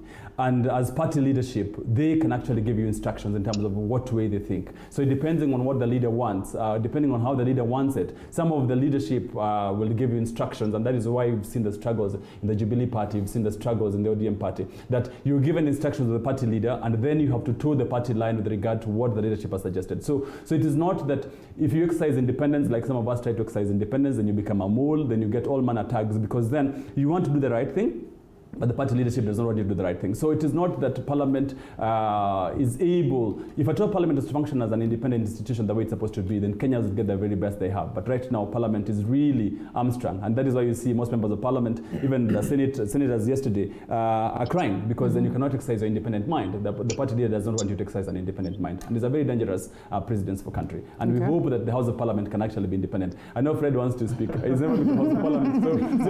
So he does not understand what happens there, because you get instructions in the middle of the day that we want to have lean someone, for example, as a ASRC chair, and you don't have much option and to pass what the leadership wants. You see, Linda, that worries us. Yes, Linda, I really appreciate what Neto is saying, but you don't need to be in Parliament so that you understand how the law works, or so that you understand how governance works. Yes. In fact, there are better parliamentarians out here than there are inside there. And Okang'o is one of them. Number two, and that is why Okang'o will not get elected. Let me tell you why. Neto says a very important point. Yeah. But this is how I want to put it. You see, we cannot blame the leadership of political parties. He is a leader of a political party. I'm a leader of a political party. To be influencing Parliament. Parliamentarians have got their own mind, and they are guided by standing orders, the statutes that they follow. The whole idea is what I said. When you are putting people into office, especially the appointee, these people produce their CVs. They are applying for the job. They are shortlisted. They are invited for the interview, and they are selected on the basis of their personal integrity, competency, capability. That is, and I don't want people to start imagining today that, for example, Madam Beatrice is incapable. By all standards, she is qualified and capable. That's why she has done this job. What we are lacking in this country is one, political goodwill. And that political goodwill is not only outside Parliament. It is also within these same parliamentarians that are bought at the cost of 10,000 to influence reports. But we are saying, if we are talking about selection on suitability and competency, then how come also at the election level where we are selecting and electing, why are we not applying the same principles? We have ended up with members of Parliament who serve only one term and they are voted out because maybe their voters feel that they are not suitable and capable. We have ended up with members of Parliament who have served several terms. Why? Because they are members of the electorate feel that they are qualified and suitable. But that is not the issue. The issue here today is how do we ensure that the services that are offered in every part government department are services that are of benefit to the people. Today, look at it. All these procurement laws we have, the leadership, we're now talking about leadership integrity, we have got so many laws, but we don't have a situation where we are saying if you are charged with an issue, for example, that is bordering on corruption and personal integrity, how long should we also take to ensure that that matter is dispensed with so that we move to the next level? We don't want people hanging around getting court orders and then they come back and say, I was the best thief, now I'm a celebrity, you can elect me. We have seen such instances. It has happened. And now let's come to Honorable Elachi and pick it up from where Neto left it and where it is that Fred picked it up from. When you talk about the parties, the party structures, and so much, so you're a member of the Jubilee Party. To what level then can you go against the Jubilee Party? And to what level then can you go against your very own, what it is that you term as proper in terms of, conscience and in terms of looking at just, issues and, arguing, as an independent mind and go against the party? Because in as much as Fred would say that, yes, we have members of parliament who have, the capability to proceed and do what it is that they think is right. Reality is that we've also witnessed a lot of party influence, and therefore then we can confidently say that in most cases, party structures equally gag the integrity of these individuals that sit as members in their party. I find that, first of all, there are many issues that today when you see in political parties that are not so much within the Political Parties Act. And I think that is another challenge that maybe many members are facing, that they don't read the Political Parties Act. That is very clear.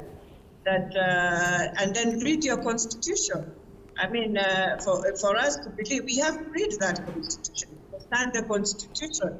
Now, if you're an elected member, then you have some window and safeguards to be very independent at a point when you are not agreeing so much with what the party is saying. As long as it is an issue that will help your electorate, I think you have a right.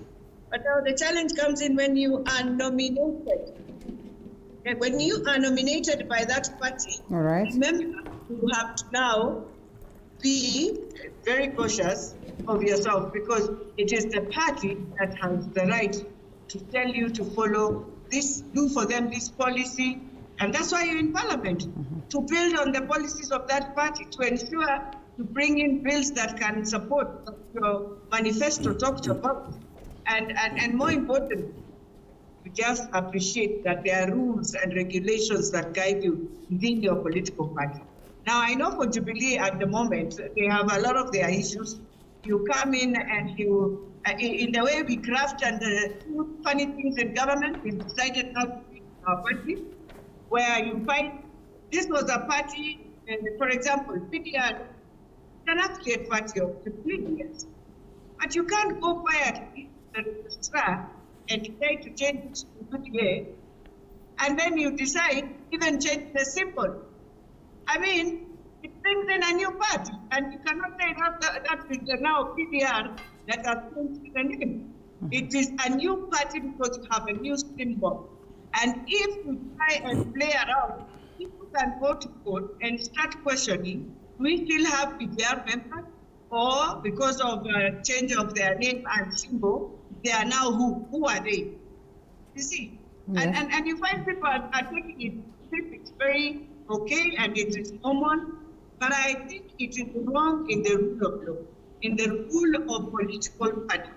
And we are fighting to have political parties as then this one, I would say, me and PTR, this one is wrong. You must sit down and question yourself, and if you want to change it, change and agree that yes, the party will become creation. Then the symbol has to remain the same, but the name can go. That way, we will be respecting the rule of law. All right, Dr. Yes? Jennifer, let me just say something. Let me pick it up from what Beatrice is saying and what Fred said. I mean, I appreciate that I am in the leadership of a political party, the United Agreement Party, and I'm also appreciating that Fred is in the leadership of the Thirdway Alliance. I try to say now, look, we have been with the party, we are being disciplined, we are being discriminated. You know, I always say, if you're nominated, then you have some limits.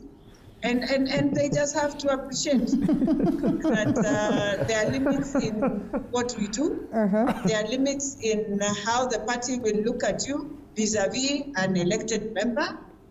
And I'm just hoping that as we go forward, the Secretary General of Jubilee Party should also put in some strong structures that can really work around all these issues. Because the other thing is, when you have a party that is not strong, that the structures are very weak and people can play around them, then you end up in a scenario that we are in, that today.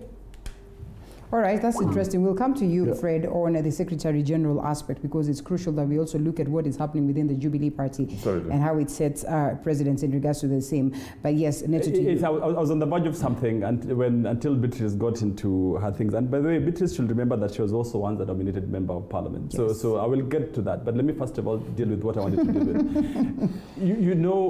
The reason why we founded the United Green Movement Party is because we discovered that some of these political parties that are presently present in Parliament have a political elite that is responding and answering to an economic elite that then stops Kenyans from getting their various rights.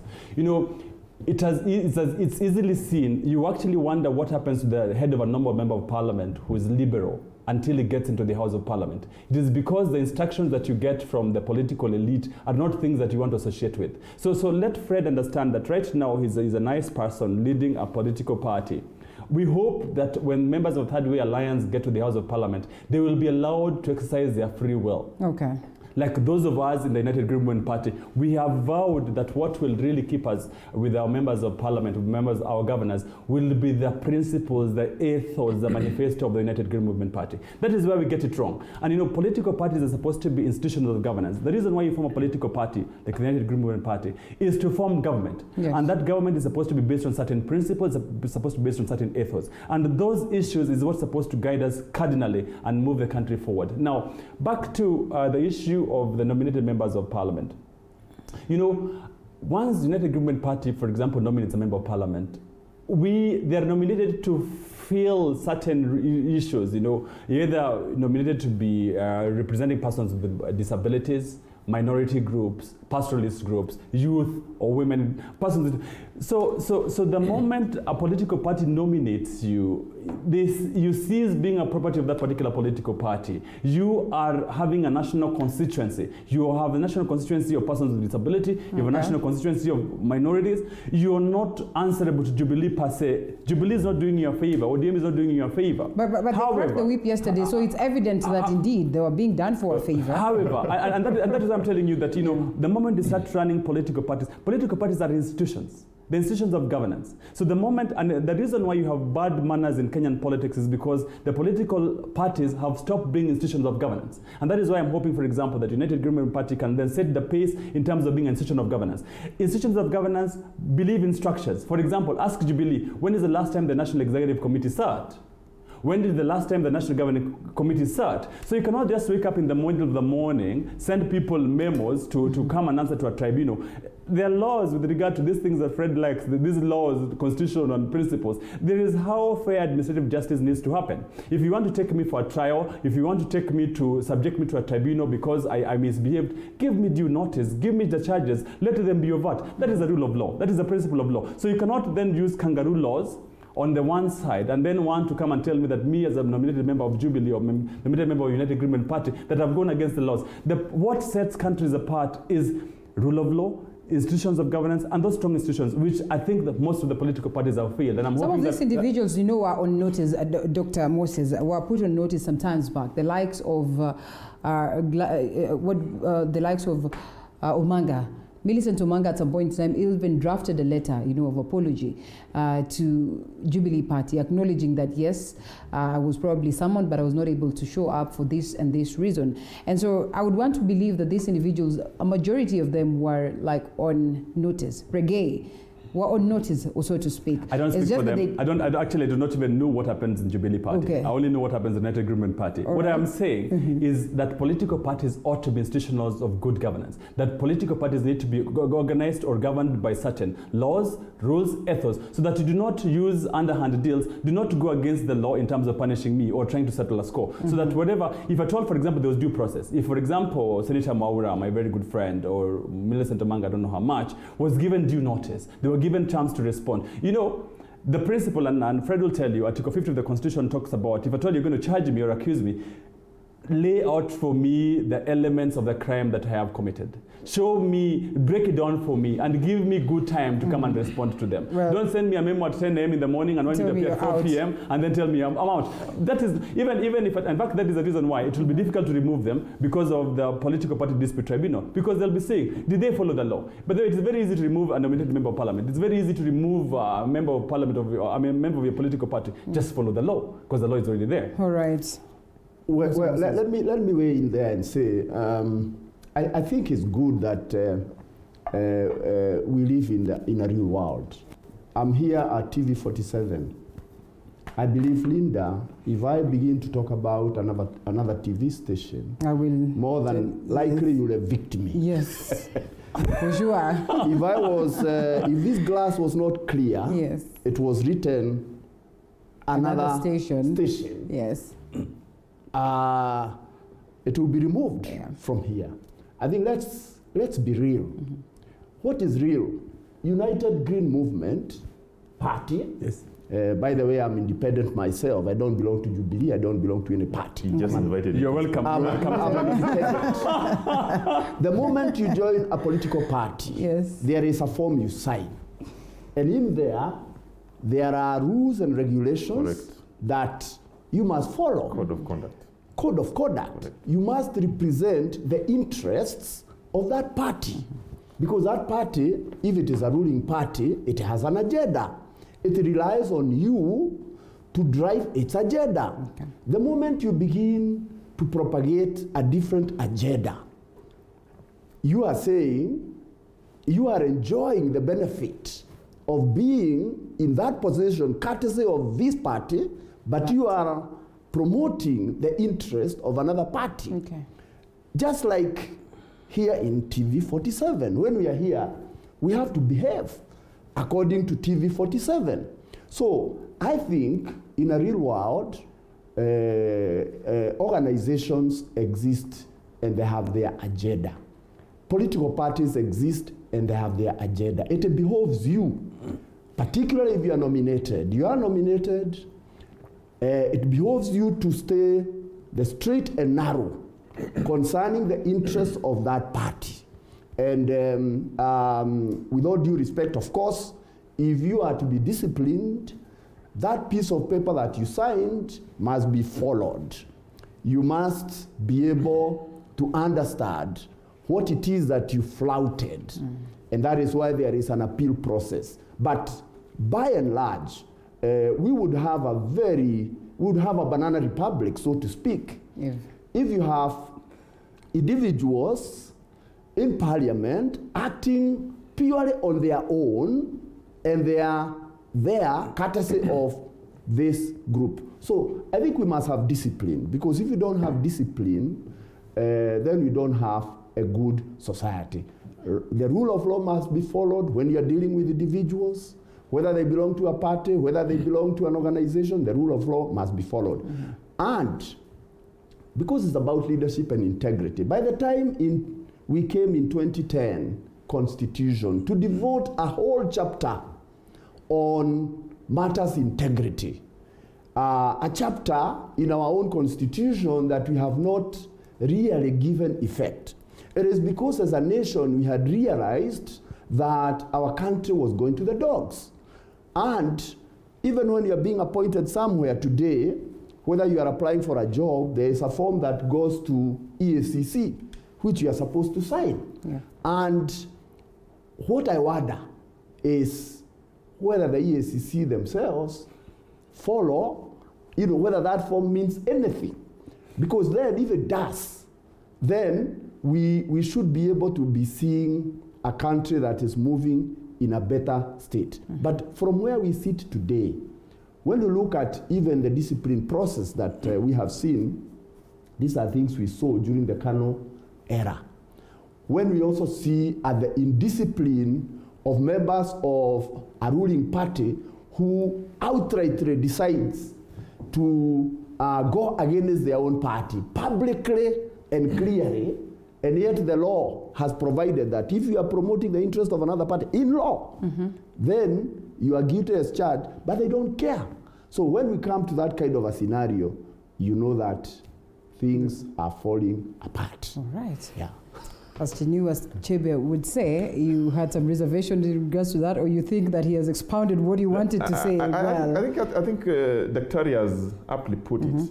You know, what Kenyans dread most, Linda, is to see the ruling party pulling in different directions within itself. Yes. That is very scary. But there's something that he has put, and he has said it in the real world. But look, when you are nominated, Linda, you are nominated to take care of a certain class, whether they are workers, youths, as Augustino Neto said.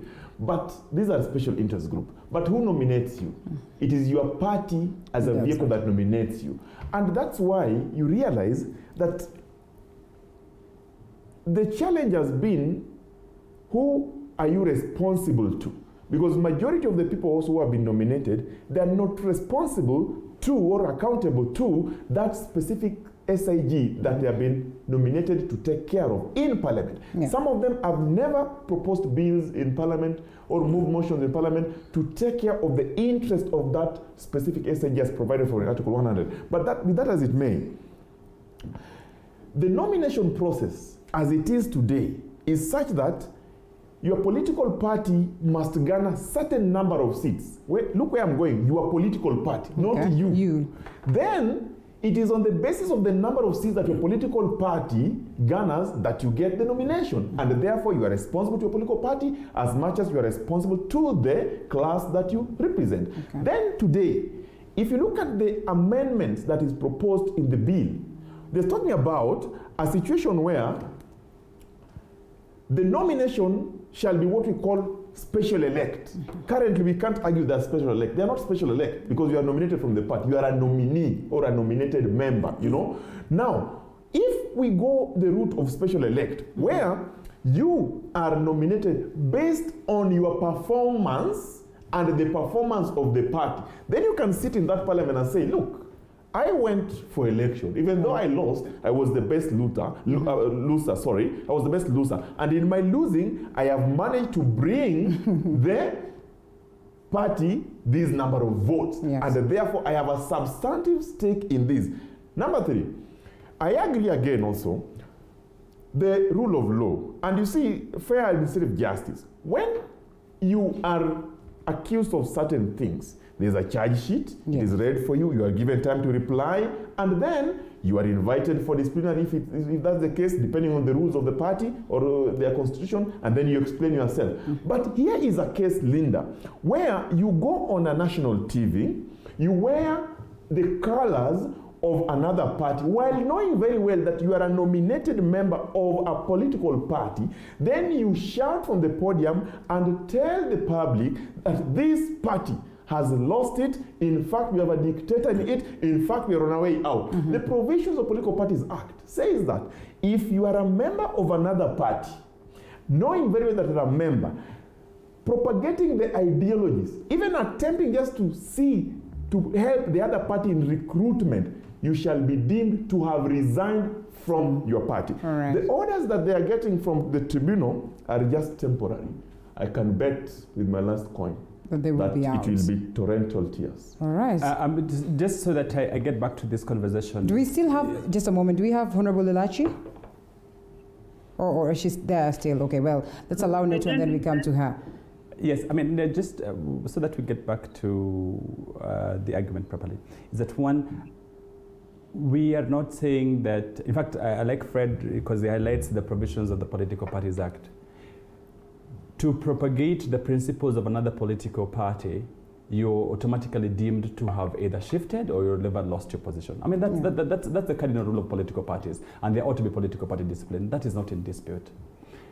My simple argument is that you really need to subject all these persons to the principles of the rule of law. Political parties are institutions, so that if you want to discipline them, that's given. In fact, what they have shown is immoral. It's not what the law anticipates. But what I'm asking, or what we're saying, is subject them to the principles of the rule of law. That's number one. But number two, I don't think that the political parties that, as we have them right now, ODM, Jubilee, have any moral authority. And in fact, that's what I wanted to ask. Just how immoral is immoral? To start touting the principles of political parties, the principles and ethos. Because what are they doing? One was already in opposition, and the reasons why we are where we are is because some of them fought and they did not believe in each other. So at what point where's the place of equity? Where's the place of justice? Where's the place of justiciable issues? That, on the one side, when it is convenient, Uhuru Kenyatta and Raila Odinga can say, or members of the ODM party can really, they are now more Jubilee than Jubilee members themselves. So where's the place of equity? Where's the places of justice? So that is what I'm saying, that for me, I sympathize with the senators, and of course they showed us political bad manners in terms of going against the parties that gave them the favor to be in the House of Parliament. However, I am against the process in which they were subjected to, because it goes against the cardinal principles of the rule of law. It goes against the cardinal principles of these things that now they're trying to sanitize. So that to the extent that they could be subjected to proper processes, I have no problem, because then political parties are not, and unlike one of the video clips that went out where particular MCAs of a particular county were talking at the Secretary General of the Jubilee Party. That's the sort of thing, conversation I want to have with the Secretary General. Subject us to the proper processes. Yes. Do not turn this into a kangaroo process. And Moses says it very well.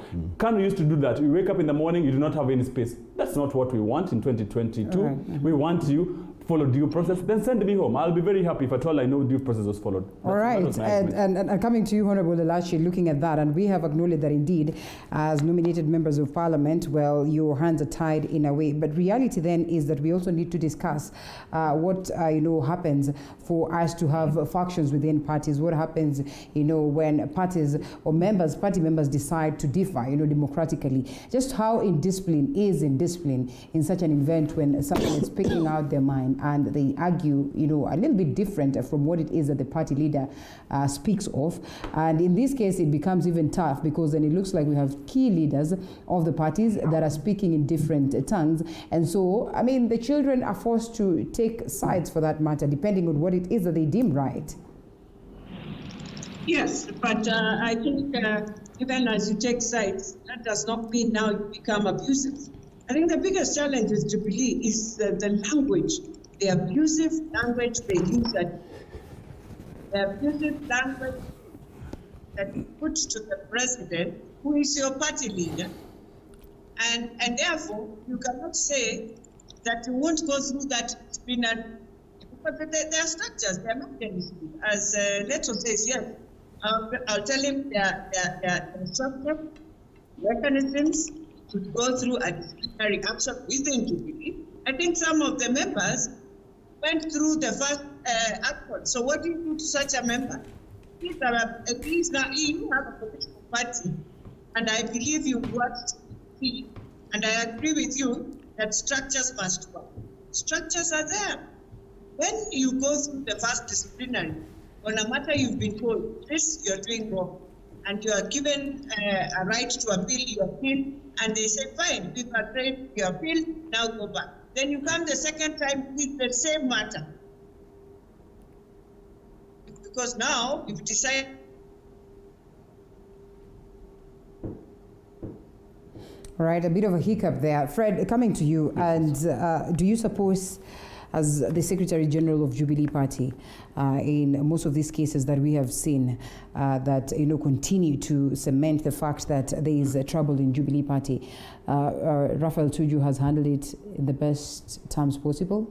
As I said, one of the most dreading things is that seeing a ruling party in divisions, a divided ruling party, it scares the hell out of Kenyans who believe that they should be implementing the manifesto on which they were voted in and to secure the lives of Kenyans.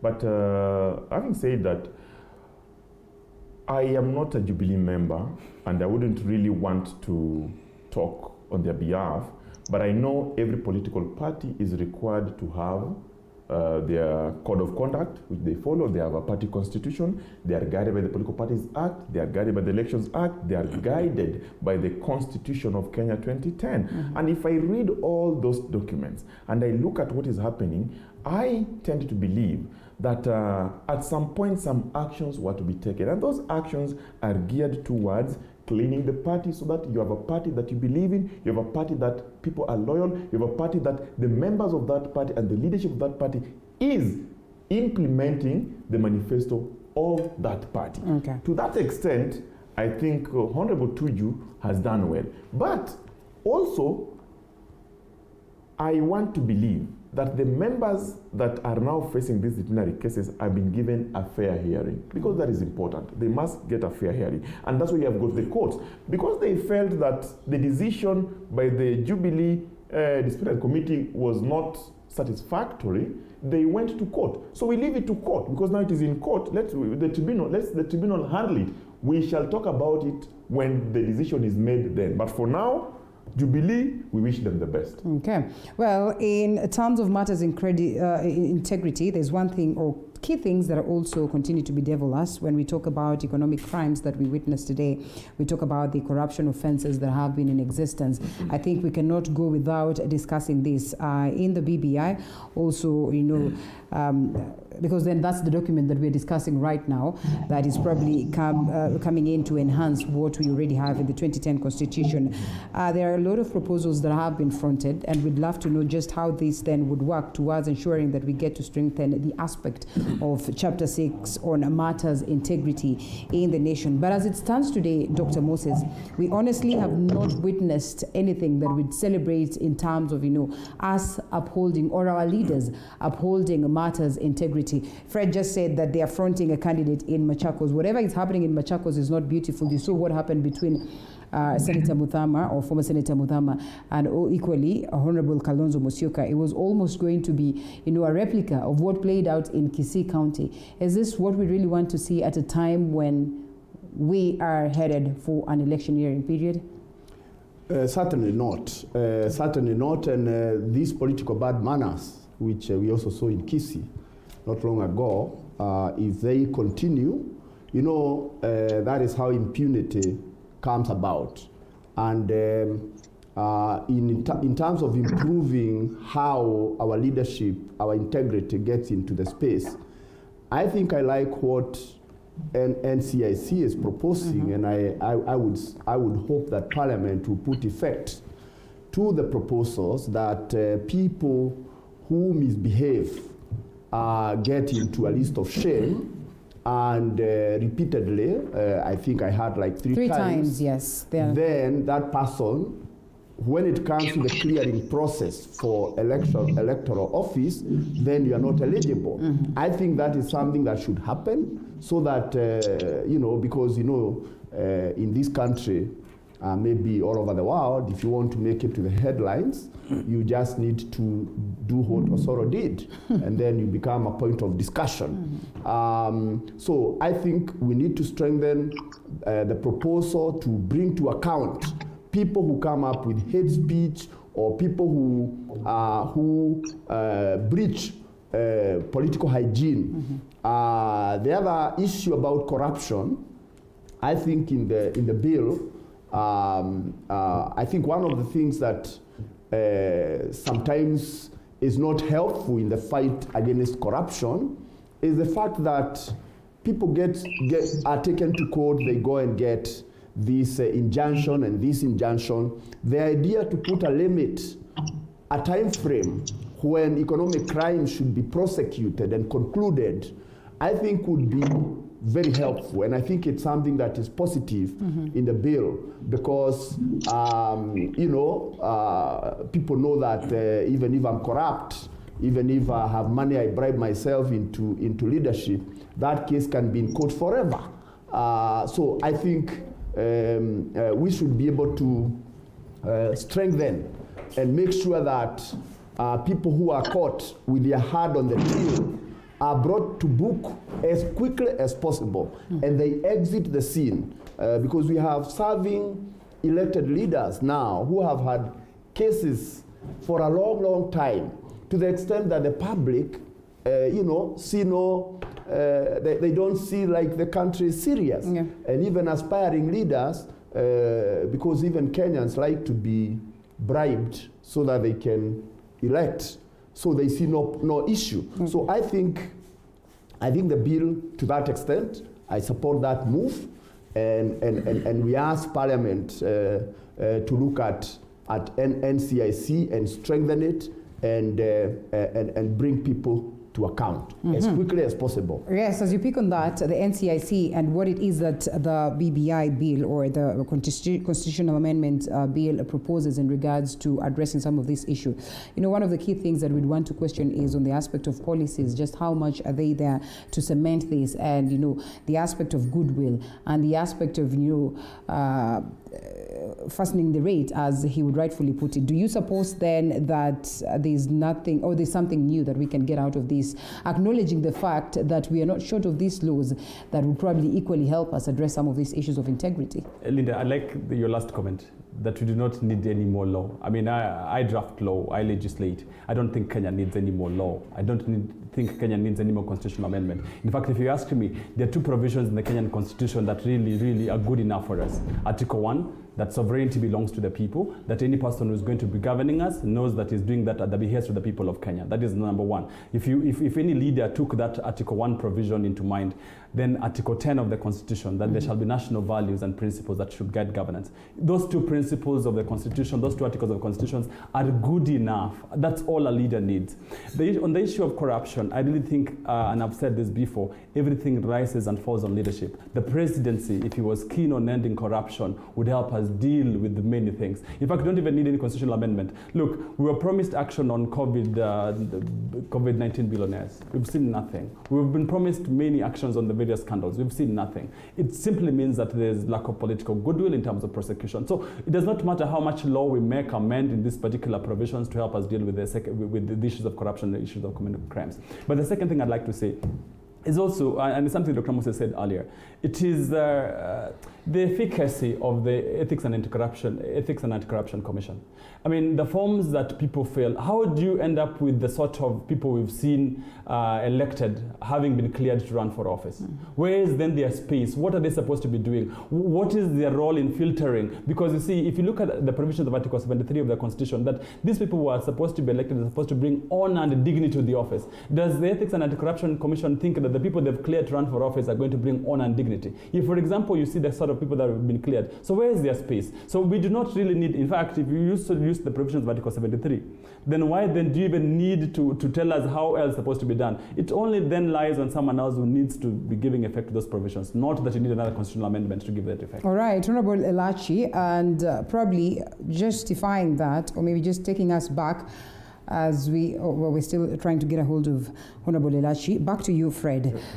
Just how much are the new laws going to be instrumental in addressing this, maybe towards the last minutes? And also looking at the fact that, you know, upon this declaration by NCIC, not even a week later, we had more drama, we had more, you know, elements of intolerance coming from our very own leaders. Linda, NCIC, they have no prosecutorial powers. Yeah. What they do recommendations, and then if you read the NCIC Act, actually it criminalizes hate speech. You have seen a lot of hate speech flying around where people insult even the president and using the mother's name. Yeah. That is going too low and too far. Number two, any constitutional provision or an article in one way or another is enabled by a statute that elaborates the format and the guiding principle. Okay. That is a fact. And therefore, even when you read the provisions of leadership and integrity, from leadership, responsibility of leadership to conduct of state officers, and just to give you an example of what happened in Machakos, because of the most recent misdemeanor we have seen, the conduct of a state officer, whether you are in association of others, in private, in your own bedroom, in the public, must be in such a manner that it does not violate or it does not demean the office that you hold as a state officer and as a leader. That is a fact. And the Neto has aptly put it, provisions of Article 73, the authority assigned to you as a state officer must respect the people, also must bring out the integrity of that office that you hold. But look here, the challenge we have had, and Dr. put it earlier, the challenge we have had is we have all these good laws, But the reason why they have to be amended, and that's why I like the proposal on legislation on leadership in Article 80 as put by the Constitutional Amendment Bill, is that let us now look at the time frame. Because we have good laws, but these laws do not help us if we still go back to them. People do the same mistakes and then they end up in court, and we take Goldenberg is over how many years? Today we're still talking about Goldenberg. Look at the NYS 1, NYS 2, they're still in court today. Now we have to look at mechanism and the legal framework of expediting the trials, investigations, and even those convictions, so that the public can be satisfied that indeed justice has been done. The accused, if exonerated, must also be satisfied that indeed the justice has been found. That is what we are talking about. But above all, integrity is an issue that you cannot underlook at any given time. And that's why we are saying in everything you do, personal integrity is a must.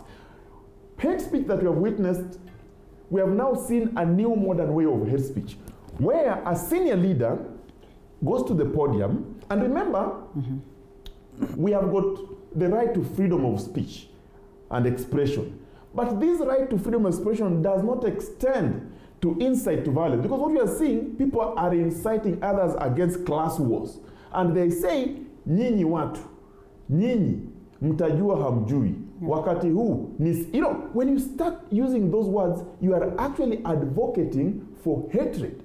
So what we are saying, the laws that we have are there, yes. But in the event that you are found culpable, then how do we ensure that we bring this matter to a close? Because when you define corruption, then you define integrity. Corruption is not just theft alone. Corruption even in the mind. When you are corrupting the minds of the innocent Kenyans to go against certain wills, that is corruption. Integrity is how you conduct yourself, among others, how the institutions conduct themselves. That must come to stop. I am glad that the Constitutional Amendment Bill 2020 is now attempting to put timelines into which we can put these matters to rest. And that will be important because the cost of corruption and issues to do with integrity in this country has made us lose billions. We say always that this country loses a third of its budget to corruption. But how much do we lose as a result of people who are not practicing integral practices? How much do we lose? It's in billions. The time of taking court cases, a judge sits for one case for several years, or different judges, it is a cost on itself. So we must ensure that if you're going to look at the cost, we lower the timelines and also be efficient. So efficiency and cost put all together is the reason why that amendment is important. Okay, well, the bill seeks to amend Chapter 6 of the Constitution, that is on leadership and integrity, to strengthen the fight against corruption by providing a mechanism of expeditious conduct of investigation, prosecution, and trial of corruption-related matters. And Clause 6 of the bill proposes to amend Article 80, legislation on leadership, to require Parliament to enact legislation establishing mechanisms to facilitate the expeditious investigation, prosecution, and trial of cases relating to corruption and integrity, so as to achieve speedy disposal of such matters. We are closing it. 30 seconds, Honorable Elachi. What do you make of that as we close it? Are we likely to make progress indeed in terms of maintaining integrity? 30 seconds. Well, one of the things we will have to do is to change our own attitude and to look at ourselves, because that is the thing that is hurting the country, our own values. It's not about the law anymore. The law is there. We have regulations. We have everything that we need in terms of litigation, we have. But the most important thing is we must now start to change our own culture in terms of how we look at things. Our attitude and how we look at mali ya umma is very important for us to start knowing it is your tax. It's not mali ya umma. Si pesa ya kuharibu. Yeah. Thank you. 30 seconds, Neto. I like what Honorable Elachi just said. It's not legislation. It's the values and the principles. It is those things. It is what forms your human, what is in your DNA as a country, what is your DNA as a leadership. And so to that extent, we do not need any more anti-corruption laws. We just need to give effect. In fact, the second thing I wanted to say is that, my very good friend, PLO Lumumba, when he was CEO, Ethics and Anti-Corruption Commission, told me, he got several calls. You know, when you're removing Neto, who has been stealing somewhere else, and you want to charge him with anti-corruption, you get a call and you're told, don't touch him, transfer him elsewhere. That is how bad it is. So it is, you want to do the right thing, but they are those things, status quo, political elites that are informed by the economic elites. So it is something that is our values, our principles, that's all we need to change, and our psyche in terms of how we want to deal with corruption. Nothing to do with the legislation. We have our legislated as a country. All right, can we really do without legislation, Doctor, as we wind up in 30 seconds? Yes, let me say I'm privileged to chair a primary school from baby class to class 8, somewhere in Kahawa West. And one of the things we have done is to introduce an integrity club. If you're going to change attitudes, we've got to get it from our children. So we need in our education system to have a value system where we raise children with values. And these integrity clubs, like we have, should be there in many schools. And EACC, besides prosecuting what is here, I think we need to focus on our children so that we bring up a generation that has values. Okay. Otherwise, most of the adults who grew up, I think they are so used to it. But the law is required to nail them. Otherwise, I tell the people of Murang'a, Bele iko sawa, Dr. Moses. All right. 30 seconds. Make it 30 seconds, Fred, as we close. The people of Kenya, you have an opportunity to make your lives better. You have an opportunity to appreciate the goodwill of this country, the resources of this country, and its leadership by electing the best, and not only the best, but the people that can help you secure your lives.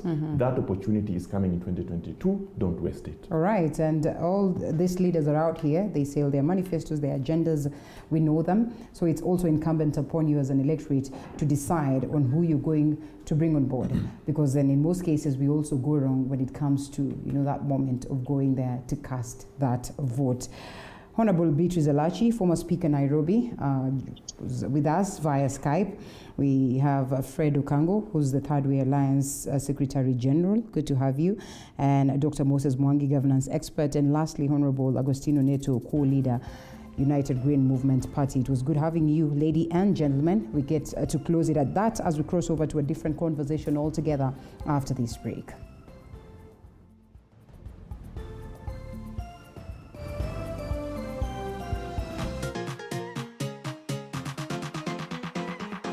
When the clock strikes 7:30 p.m. every Monday, it means it's time for...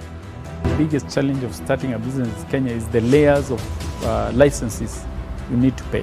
The Grind. We tell you the do's and don'ts of business.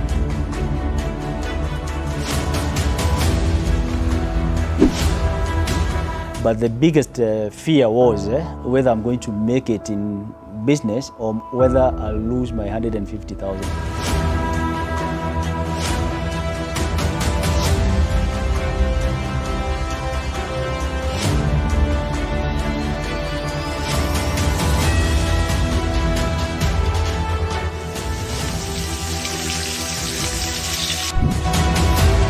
I say business is not about how much capital you have.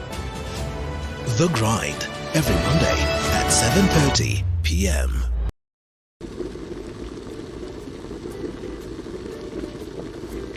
It's been an amazing year in the kitchen here on The Throwdown. We brought you ugali and brown fish by Sophia. The tasty butter chicken from the classic Mayura restaurant. And the sweet Oreo cake dessert by Lillian. This year, we bring you bigger and better from more mouth-watering meals, kitchen hacks, restaurant reviews, and even street foods. Tune in to The Throwdown every Sunday at 6:30 p.m.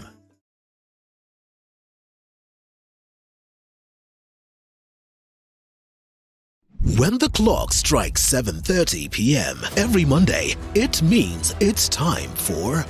The biggest challenge of starting a business in Kenya is the layers of licenses you need to pay. The Grind. We tell you the do's and don'ts of business.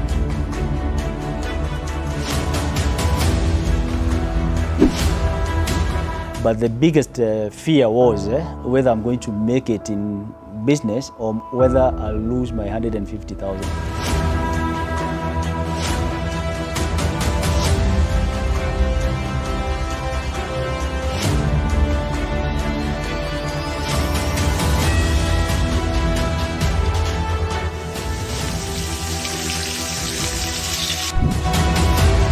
I say business is not about how much capital you have. The Grind, every Monday at 7:30 p.m.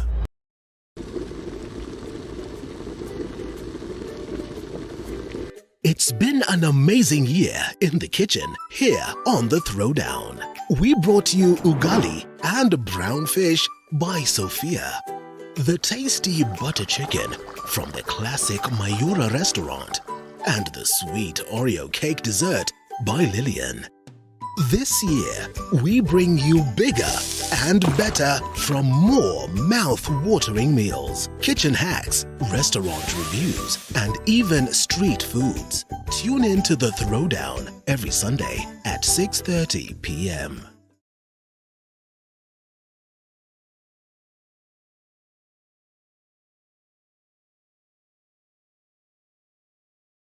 When the clock strikes 7:30 p.m. every Monday, it means it's time for...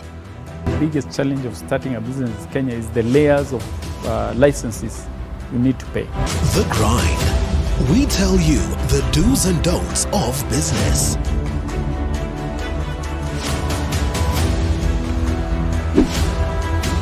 But the biggest fear was whether I'm going to make it in business or whether I'll lose my 150,000.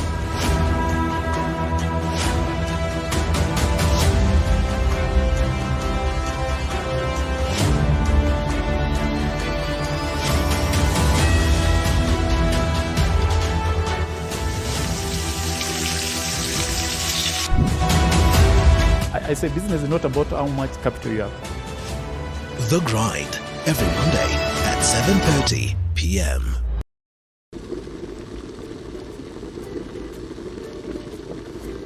It's been an amazing year in the kitchen here on The Throwdown. We brought you ugali and brown fish by Sophia. The tasty butter chicken from the classic Mayura restaurant and the sweet Oreo cake dessert by Lillian. This year, we bring you bigger and better from more mouth-watering meals, kitchen hacks, restaurant reviews, and even street foods. Tune in to The Throwdown every Sunday at 6:30 p.m.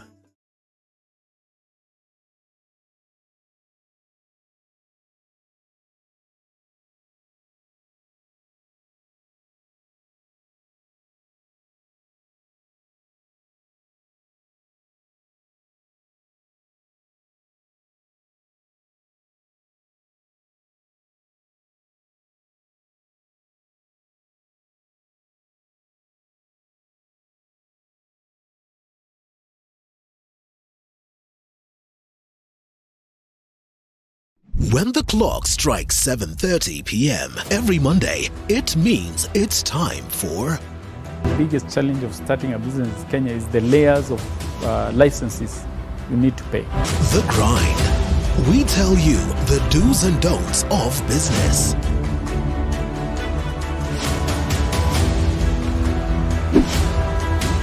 But the biggest fear was whether I'm going to make it in business or whether I'll lose my 150,000.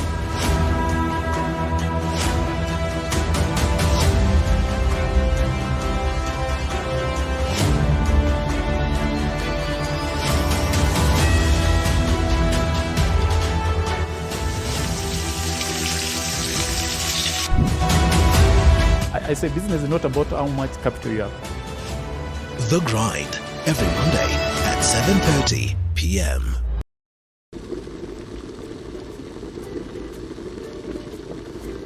It's been an amazing year in the kitchen here on The Throwdown. We brought you ugali and brown fish by Sophia. The tasty butter chicken from the classic Mayura restaurant and the sweet Oreo cake dessert by Lillian. This year, we bring you bigger and better from more mouth-watering meals, kitchen hacks, restaurant reviews, and even street foods. Tune in to The Throwdown every Sunday at 6:30 p.m.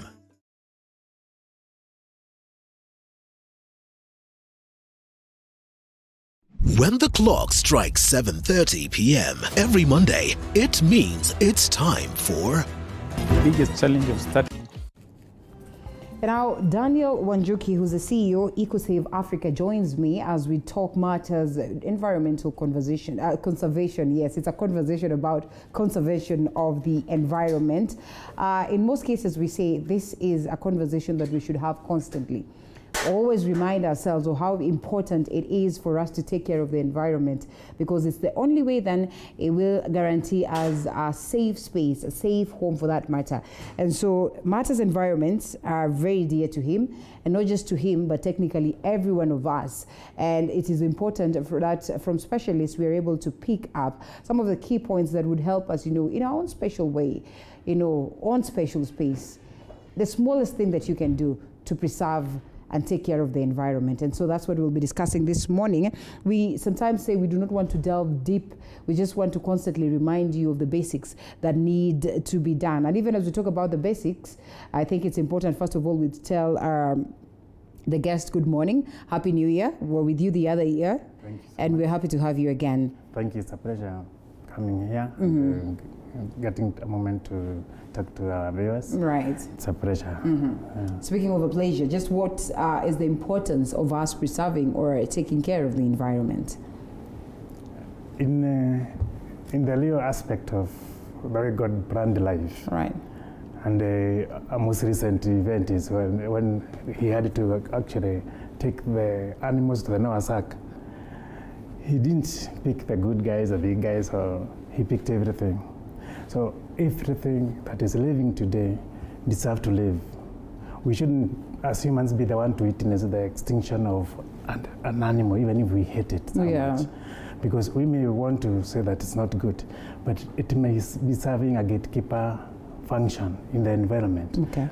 Deep in the bush, where an animal that would have brought us a disease is eaten by that animal you don't like. Right. And it is that break, there's a break in that transmission of that disease. And sometimes the disease does not reach us. Oh. But in some instances, like now, when we are talking about COVID, the disease reaches us from an animal that we don't know. Okay. And we really know that it's really hit us, more than 100 million people infected. So it's not something you can wish away. Biodiversity is very important. All these years, COVID has been living because it's not an creation. Yes. But it never reached us because there was a barrier. Biodiversity is maintaining that barrier. Okay. Yeah, and us avoiding going too much into the environment and then entangling ourselves with some aspects of nature that is not friendly.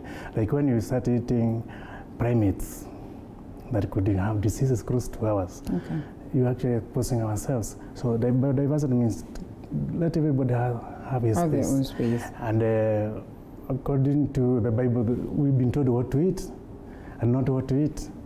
And we've been told how to treat carcasses, how to maintain that distance between ourselves and some animals that would be not very friendly to us. Yeah.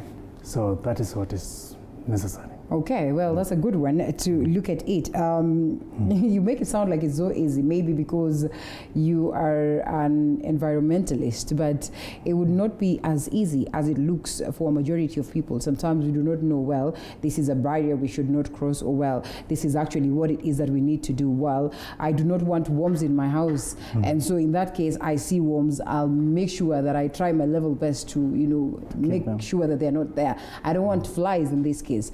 On basic terms, just what procedures or just how do we go about it to ensure that, well, the environment is well protected, that we're not crossing the barriers, that we still have what it is that needs to be in a certain space at that particular time, and we do not get to that point of interfering? It's that humans have lived in this world for many thousands of years. Yes. And so there are already norms that we know.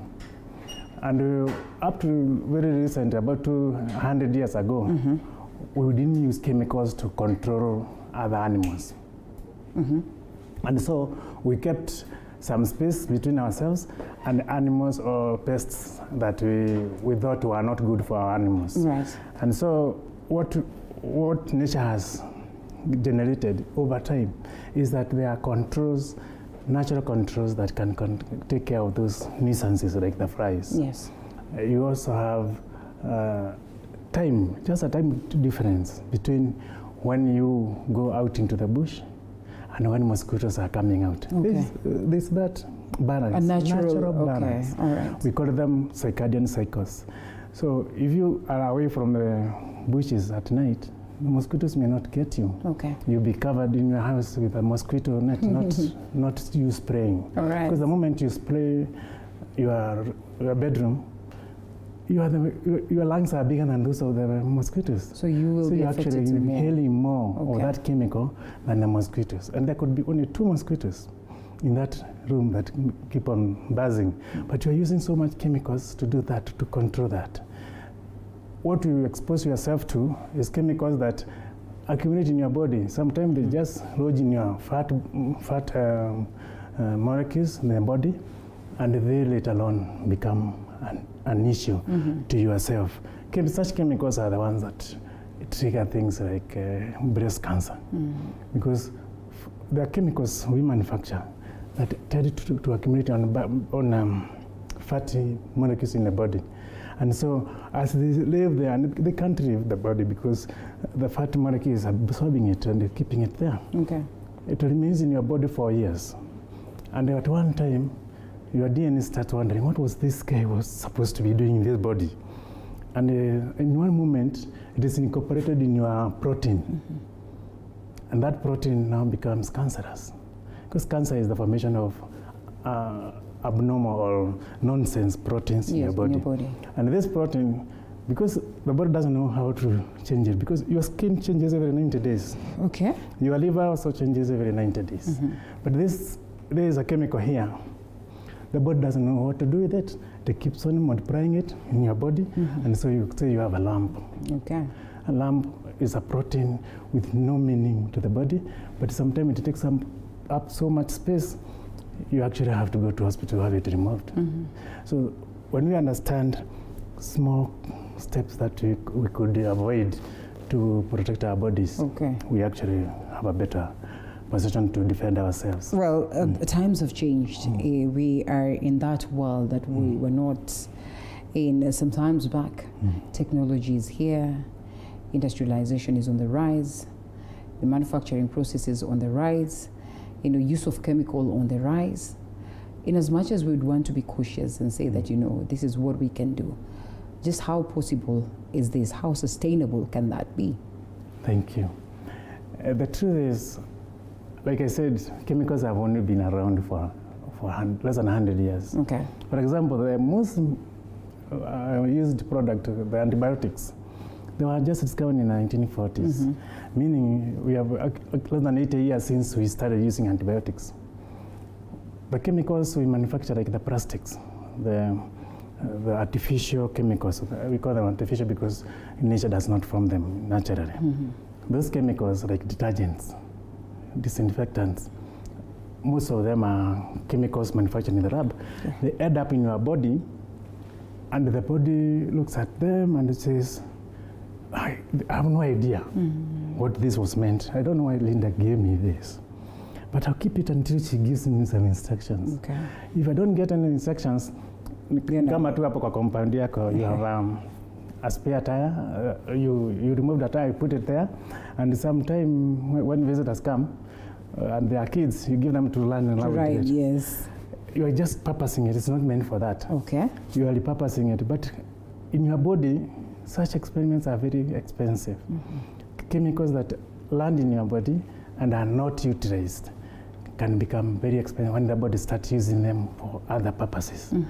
It is dangerous to imagine what chemicals are doing to our kidneys, for example. A kidney is used to taking out urea, some proteins, nothing difficult. Then one day you give it a chemical that it doesn't know whether it's a protein, it's a fat, it doesn't even know how to, whether it's to go to the store or out. Okay. That confusion renders our kidneys ineffective. Right. And that's why almost 5% of the population is in need of an extra kidney. Okay. 100 years ago, we didn't have that. So humans have the chance to do an audit and say, on this list, we will keep this and we will not keep this. Okay. We've taken out some chemicals like the DDT. Okay. It's a big name, but the acronym is enough.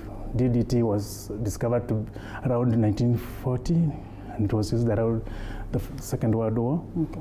But by 1960, we had known that it is causing problems, because once it's in your body, it accumulated. Once it's in the insect, then the bird eats the insect, then the chemical accumulates in the bird, and the bird again is eaten by a domestic animal. All right. Again, we have, it's more in the, we call it bioaccumulation.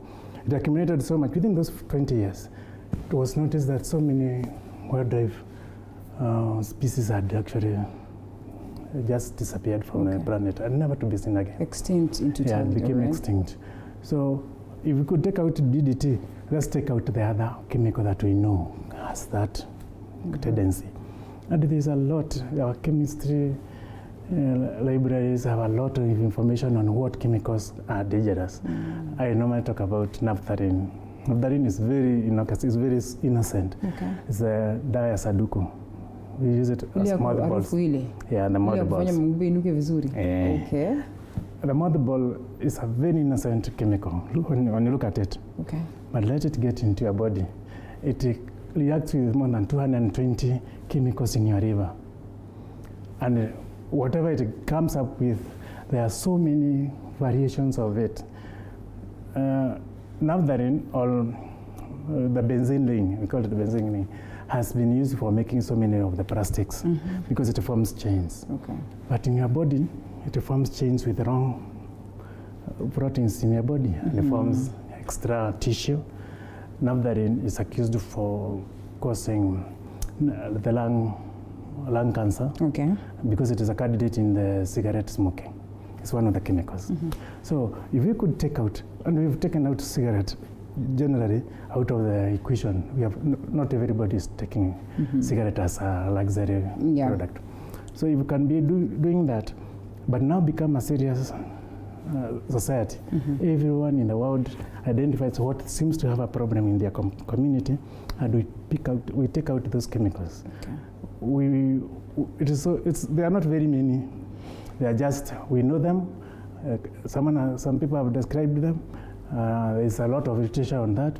A lot of Nobel prizes have been issued on chemicals identification and their effect on the humanity.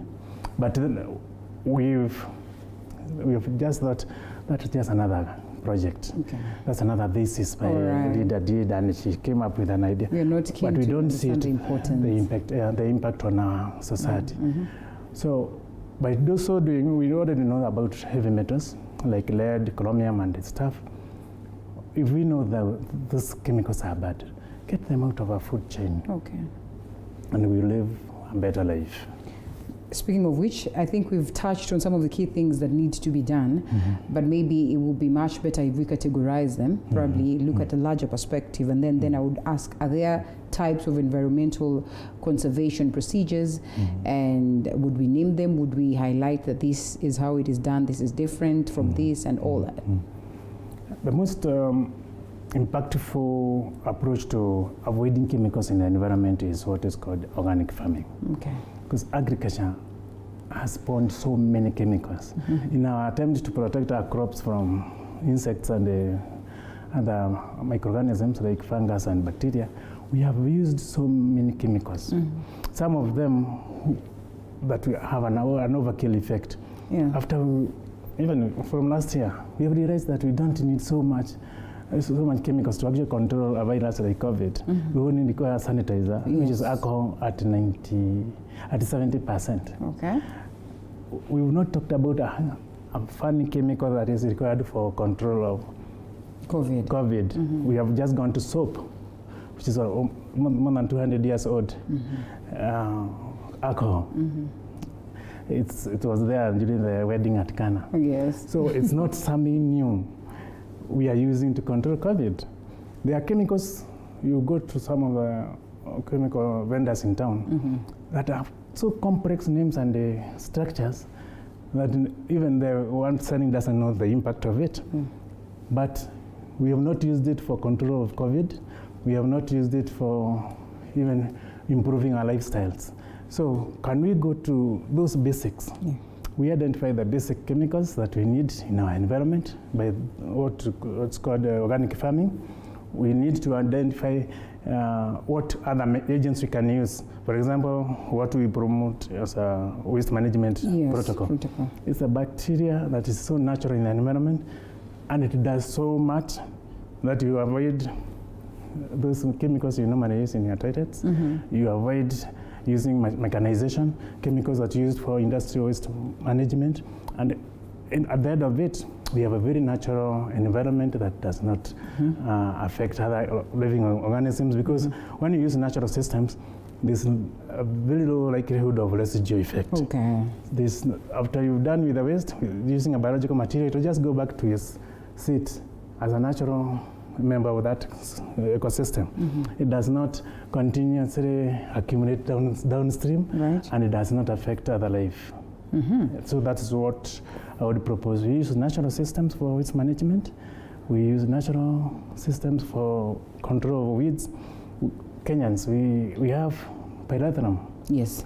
We were at one point producing 75% of all the pyrethrum used in the world. But even us, when these artificial chemicals came, we actually stopped growing pyrethrum and started doing some very difficult chemicals like the DDT to try to control insects. Yet God had given us an opportunity to actually use pyrethrum. We are now going back to the natural sources of pyrethrum, which is a very natural, within hours, it's out of the environment, and you are back to, after you are taking care of the insects, you are back to natural settings, and you don't keep on killing anybody. All right, well, that's an interesting one and a good one to note. Would not want us to be a bit more intense on this, but in most cases when we talk matters climate, we talk matters environment, we do not fail to speak about global warming. Would we touch something small on that, the effects, the impacts, and just how best again we can also address this, because that it becomes a global concern. Indeed. When you look at, again, about 200, less than 200 years of human occupation of Earth, when we've just become industrialized, we have come up with chemicals and procedures that are very bad to the harsh to the environment. We've come up with the modern toilet. The modern toilet is actually one of the threats to our existence. I'll explain. Why the modern toilet? Where you want your waste to disappear. And one way of making it disappear is you bury it under some concrete embankment with no oxygen, and you don't want anything visible from your toilet. And that becomes a source of methane gas. By very design, you have actually created methane producing systems, yet we are not recovering that biogas for cooking. So it's there at the back of your plot where the waste goes. It generates methane gas, and that's creating global warming at a rate of 21 times more than carbon dioxide. Then we have said that our waste should not be spread out. We should put a centralized waste treatment system like what we have in Thirdway. Our waste now, again, when you bring a lot of waste together and there is no oxygen, or the microorganisms used in that kind of waste management are anaerobic, they generate methane gas. I've gone to slaughterhouses where in the morning you can put to light the wastewater treatment plant, and you go up in frame. All over, actually it's all over. The designs we have for waste in the slaughterhouse is a methane generating system, an aerobic system. Okay. But we don't capture the gas because most of these slaughters are very far away from settlement. Okay. So that methane gas is being generated because you have brought a lot of waste in one point. In natural setup, one Masai Manyata would slaughter a cow and they would distribute the meat to everybody else. And so there will be no waste accumulation because the next slaughtering will be in the next Manyata. But now we have brought all our industrialization to even matters like slaughtering. When you slaughter, you give the waste, you keep it in one small space. The methane gas generated, and that volume is daily being released to the environment, is what's causing us the green global warming. A lot of accumulation of methane gas. And methane gas, unlike carbon dioxide, no animal uses it. So once it's in the environment, it's there forever. Okay, it has a half-life of 500 years. Oh. Meaning, when what you produce here, if you produce a ton of methane gas at one of the slaughterhouses, it will be 500 grams, it will be 500 kilograms, half the volume in 500 years. Wow. Yet carbon dioxide would have been okay because carbon dioxide is always deposited into trees. Okay. And when we grow trees, we are able to recover carbon dioxide. But when you hear people talking about global warming, they are mostly focusing on carbon dioxide from my vehicle, from your jiko, from farm, someone burning the farm material so that he can prepare the farm for the next season. But carbon dioxide has never been a big issue if we can be able to plant more trees. Yeah. However, like I said, the society has ignored that part of waste management at industrial level, at farm level, because waste at the piggery is also deposited in a place where it generates methane gas, and that's what we actually targeting. Going forward, you have to look at the methane gas more seriously than carbon dioxide. Well, all right. This can get a bit complicated or technical, but also we'd want to know, and one again would look at it as though it's really not a necessary question, but I think you will allow me to question this. Just what is this difference, or just what is the connection when we speak about the environment, in environmental conservation, we speak about the climate, and now again, in connection to global warming? All of those are one thing. Environment. The environment is where global warming is happening. Yes. The environment is what is, but not you. Okay. I'm part of your environment. Yes. The camera here is a part of your environment. So when you think that everything outside yourself is the environment, then whatever happens, whether the person, your neighbor, whether the town near you, whether the municipality near you, whatever they are doing becomes your concern. That's your environment. Someone is messing with the environment if he's burning garbage, if he's generating methane gas, if he's discharging waste into the environment. Then what waste can cause, can create climate change? Yes. Climate change is caused by that aspect of, on a daily basis, when more heat came in yesterday than that which left the Earth surface overnight. So that balance of energy coming in one day and the other night, the energy disappearing. The reason why energy is not disappearing from the Earth crust or from the Earth's surface is because there is that methane gas, there is carbon, there is naphthalene we talked about earlier. All those chemicals that we manufactured, they have gone and accumulated, formed a blanket over the surface, about 16 to 25 kilometers above surface, the ground. And when heat comes through during the day, like here said, it was very warm. Yes. At night, all that heat is supposed to go back.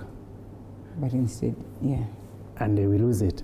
But instead, what's happening is yesterday's heat is still there, even in the morning. You really sweat even when you're going for a walk in the morning. Because there's too much heat that didn't go back into the outer space. Okay. And that is what we call global warming. Global warming is a one-night thing, one day, one night imbalance. When it goes on for a longer time, And if that heat actually starts melting the polar ice, or in the temperate areas, you lose that the ice cover, and it comes to the rivers and the oceans. Now that's climate change. Whoa. We have lost the ice cover, even that are used for storing water, and then the water has come to the ocean. Okay. And so the ocean rises by a few inches. Oh. And so where you have been going to Mangina seafront, where you're able to go and swim, becomes flooded. Now that's what we call climate change. And the effect of climate change is that most of our coastal regions in the lower areas of the continent will be flooded. Okay. And our lakes also will be flooded. Will be flooded. Because there's more water in the environment. And that explains why our lakes are swelling. Okay. There's more water in the environment, and when it rains, the world is so tired of carrying this extra load of water, it just deposits it in 15 minutes, and there's no time for it to be absorbed into the rivers, into the hillside. All of it ends up in a lake. Wow, and now I think I understand. I am glad we had this session, because the other time my colleague was covering that story on how things are, you know, in Naivasha and Lake Baringo. It wasn't looking so good. Most of the people are struggling right now, and such has been the case up to, I mean, now, and you know, one would just want to understand what really happens there, Irene, for such an occurrence to be there. And so I think in a way I have also understood that. And I know there's so much that we can talk about in matters environment, preserving the environment, use of plastics and all that, which I think you will be honoring our set you know, constantly, so at least we can delve deep into that and we get people understanding. But in your own special space, that is as yes, I'd love for you to tell us, what is this one thing that you do that helps in preserving the environment, even as we come to a close? Yeah, thank you. As an environment expert, I came up with a product called EcoTreat, which is a bacteria natural system for wastewater management, where we take out the chemicals normally used for waste management. Yes. We take out mechanization, where you use big motors and equipment for turning waste, just turning waste to give it, to allow it to get into access to air. Yeah. We came up with a bacteria culture called, we describe it as facultative, meaning it can work in both the deep end of the waste where there's no oxygen and on the surface. And in both cases, it eliminates the formation of methane gas. That is our input into the environmental management in the world. All right. And this is not just for Kenya. No other country has adopted that approach to waste management using a bacteria that actually can handle the two ends of the waste management. Remember me saying that the septic tank is one of the sources of global warming. Yes. When we introduce EcoTreat into a septic tank, we actually take out the methane gas. All right. And so that's what has informed our government through the Kenya Climate Innovation Center at Strathmore to adopt and create they are mentoring our company through their officers to help make this product a national product. That's how far the government of Kenya can go. But I'm also working with the United Nations and also the Rotary International in trying to promote this new thinking of waste management that takes out methane from the process of industrial waste management, farm level waste management, domestic waste management. And through that, we are going to achieve something that had not been envisaged in the last few decades, that we can actually take methane out of the equation of global warming. And that's what we are going to do. Incredible. Daniel Wanjuki, the CEO, EcoSave Africa. And like I said, sometimes we need to be particular, and maybe in stages then we'll be discussing this aspect of conserving the environment. We know very well that it is a global concern, as I started by saying. Most of the people getting worried as to the pullout of the United States from some of these agreements that have been there. But then again, a review of the same also in talks or in progress. And so we come to the light of just how important it is for us to take care of the environment, and for the great insights that we've had this morning. We are grateful. Unless there's something else you'd want to add, I think on that one then we can close it. That's okay. On the aspect of environmental conservation, Kenyans need to look very seriously about our rivers. Oh yes. Our rivers may just be ready to take out another trash of waste, another kind of trash. Yes. But when you go to the rivers, you actually see that the burden of what we are doing is quite serious. Yes. And our rivers actually are turning with shame because of what they are throwing down with. I know. We have added stuff. And like you said, there are chemicals that we need to identify and take them out of the equation of waste management, or even our personal grooming. Yes. I don't see the need for people to use naphthalene balls, because in themselves, there's a long story about how damaging they are to the environment. They are also good when we make mattresses, like the padding we're sitting on. But let there be a protocol for control of such. There should never be a situation where you go to a supermarket and you buy a pack of naphthalene to use in your house, yet you know it is dangerous to your body. It is going to be harmful to the people who might use that water downstream. Those are things I would wish Kenyans avoided. I would also advise that if you need to use a chemical that controls bad odor in your compound or your waste management system. Approach Ecosave Africa, we've got very good structures and designs and chemicals like Ecotreat that can help you take out. I'm glad that we're being watched across all the counties. And for pit latrines, I think what it is that you're offering then would really come in handy. Is there a number that we can use to reach you? Yeah, we have Ecotreat, which you can use in a septic tank, in a pit latrine. Takes out flies, bad odor instantly. Yes. It takes out the volume of waste accumulation and allows that water to percolate to the ground and disappear completely. We can be reached on our phone line number 0721 27 9688. I repeat, 0721 27 9688. Or you can visit us on our website, ecosaveafrica.com. All right. Where you get all the information you require. We put the information you can actually work on your system without even getting back to us, but improve on it, and that is what we are giving back to nature. Thank you so much. Thank you so much, Daniel Wanjuki. And I always say, most of my mornings, that is a second segment, which I always term as my favorite, because then we have special conversations different from the usual ones that are making news. And in most cases, you find that in such conversations, people are able to get remedies, to troubles that have been, disturbing them, or troubles that have been, giving them tough moments. And so in this case, I'd want to believe that any of the person who's watching this morning would be able to get help out of this. But remember, what's important is that in your own special space, you have to go out there and protect the environment. We close it at that, but not before reminding you that tomorrow is Friday. We're walking into the Valentine's weekend, and we have goodies for you courtesy of Morning Cafe. UIP, that is an entity that deals with matters land, real estate, and setting up of structures.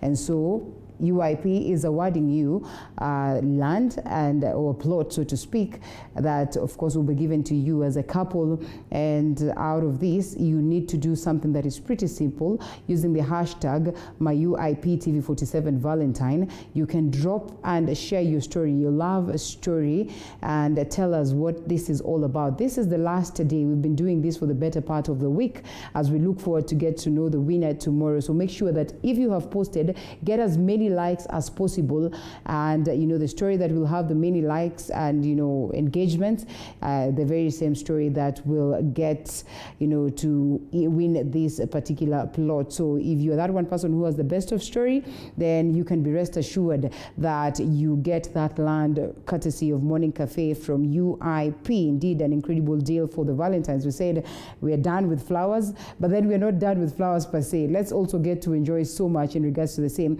A night night out does not harm, you know, an evening out does not harm. So get your beautiful partner or get that one loved one and you proceed for a night out at the Emory Hotel, courtesy of Morning Cafe. You also get a chance to have this free of charge, a night out on the Valentine's night or the previous night to Valentine's Day, and you will get there a moment to enjoy with your loved one. A pretty nice hotel that is within Nairobi, and you can always follow up on Morning Cafe. We'll give you updates on the same, on how you get to have this chance. Also, they have rates that are affordable for you for that particular day, and that again, I repeat, is courtesy of Morning Cafe. Also, Mizizi Africa Homes that deals also on matters land and, you know, real estate at large, will also be awarding 2 couples a time out to the coast to enjoy Valentine's special.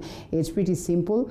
You share this poster, the poster that is on your screen and is all over our social media platforms. Share as much as you can on your timelines, and you know, as you share that poster, make sure that you tag Morning Cafe or you tag TV47 Facebook, and we'll definitely allow you that chance to do the same, sharing them on the hashtag or under the hashtag Morning Cafe, hashtag TV47, hashtag Love Wins, and the poster that will have been shared most and, you know, gotten the most likes, again, you get a chance to get that trip to the coast with your loved one. So Mizizi Africa Homes is giving you 2 of these so that you can go out there and celebrate with your loved one. Valentine's Cake House is out here to spread love. As many cakes as possible will be giving you tomorrow. That is on Morning Cafe. So make sure that you tune in as we get to enjoy this and much more goodies only and only if you're a part of Morning Cafe. And that is our way of saying that we love you and we appreciate you every other day. Thank you so much for keeping me company from